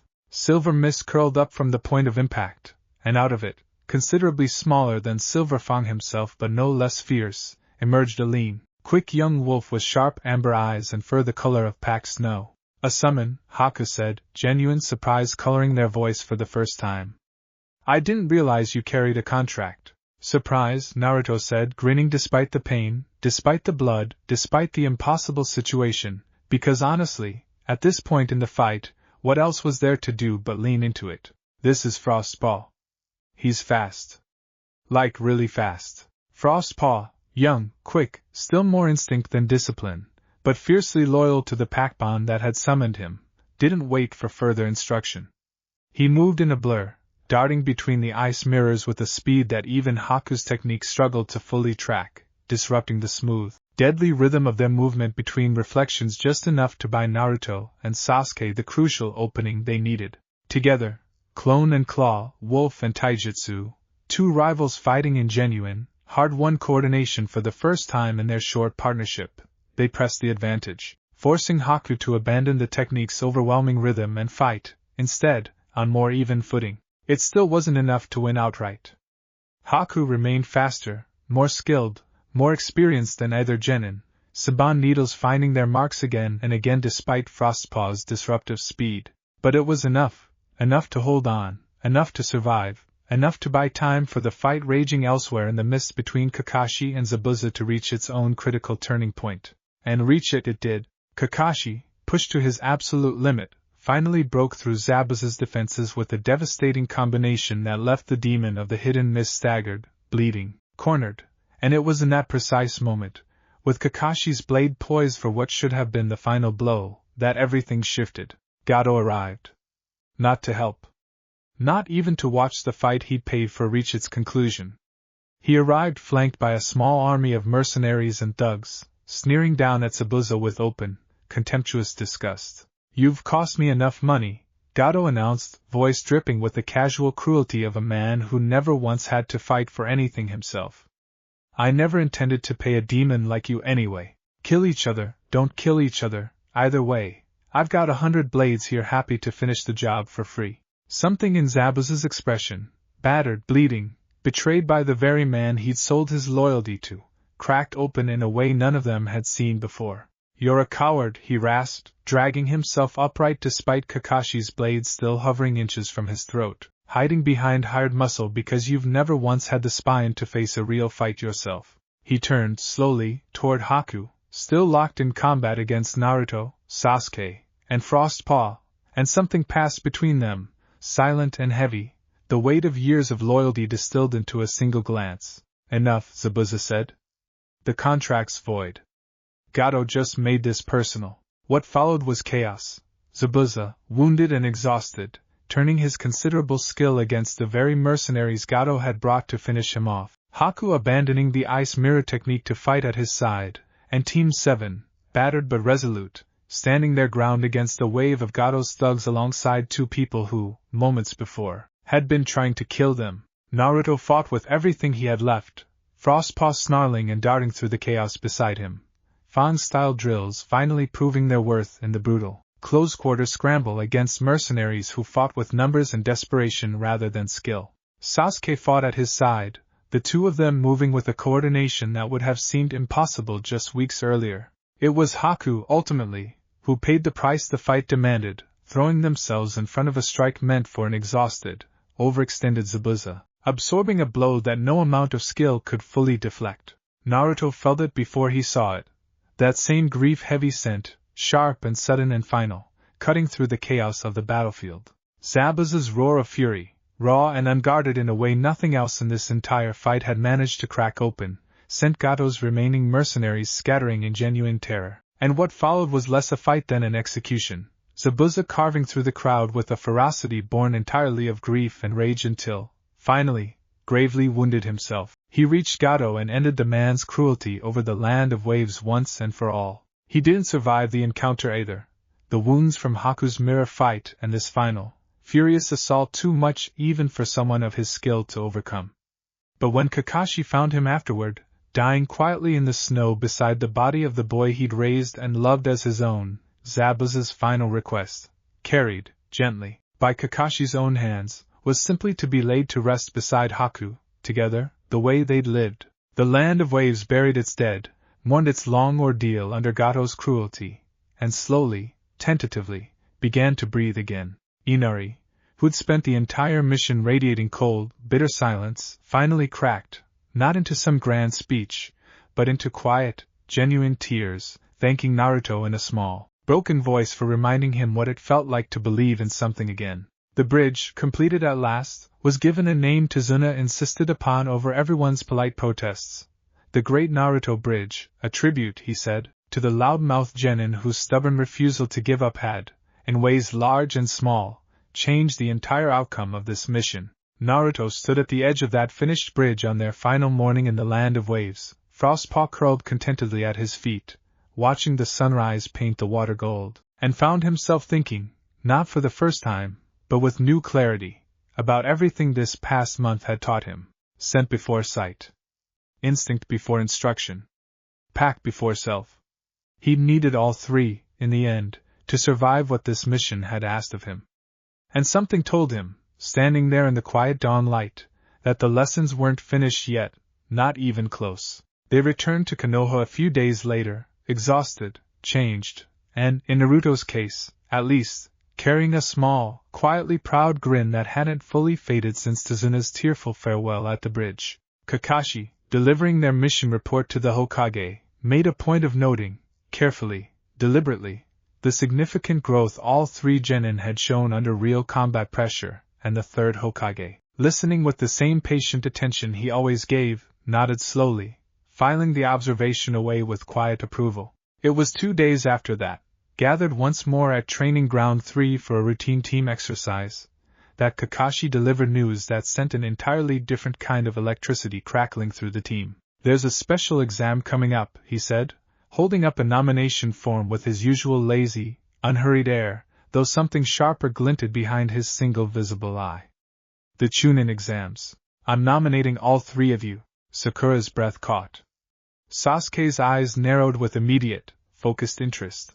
And Naruto felt something wild and eager surge up through his chest, the same fierce, hungry determination that had carried him through a month of blindfolded tracking drills and bruising Fang Style spars, and a mission that had asked far more of him than any 12-year-old should reasonably have had to give. "You don't have to accept," Kakashi added. "It's dangerous. Genin have died taking this exam before. But I think, after everything I've watched the three of you do these past few weeks, that you're ready for it." There was no hesitation in Naruto's answer. There never really had been, not since that very first night in a moonlit clearing when an ancient, forgotten wolf had looked at a hollow, lonely boy and seen, somehow, something worth saving. "I'm in," he said. "Whatever it takes." That night, the scroll's silver glow pulled him back into the cold, familiar embrace of the wolf den one more time, and Silverfang was waiting, as always, atop his outcropping, ice-blue eyes studying him with quiet, measured attention. "The Chunin Exams," Naruto announced before Silverfang could even ask, still buzzing with restless energy. "I'm doing it. And I want everything you've got to teach me before it starts." Something flickered across Silverfang's ancient features. Not quite a smile, wolves don't really smile the way humans do, but something adjacent to it, warm and approving all the same. "Then we had better make certain," Silverfang said, "that when you step into that arena, you step in as something considerably more dangerous than the boy who stumbled into my den a month ago." Behind him, Ash Cloud rose from where she'd been resting, stretching languidly, gold eyes glinting with something that looked distinctly like anticipation. "Guess that means double training sessions," she said. "Hope you're ready to hate me even more than you already do, Stray." "I don't hate you," Naruto said, grinning despite the exhaustion still aching through every muscle in his body. "Much." And somewhere in that vast, frozen valley, as three figures, one ancient, one sharp-tongued, one stubbornly, hopelessly determined, began mapping out the brutal training schedule that would carry Naruto into the most dangerous exam of his young life, a distant howl rose up from somewhere deeper in the mountains, carried on the wind, echoing across peaks that had stood silent and hidden for generations. The pack, it seemed, was starting to wake up. The Chunin Exams are coming, and Naruto's walking in with Fang Style in his corner and a wolf pup on call. But you already know these exams are never just a straightforward test. There are secrets buried in that forest, a mysterious Sannin with far more darkness behind his eyes than anyone expects, and if today's chapter is anything to go by, someone out there who's already noticed that Naruto's chakra reeks of a contract older than the toad's. What's waiting for him in the forest of death?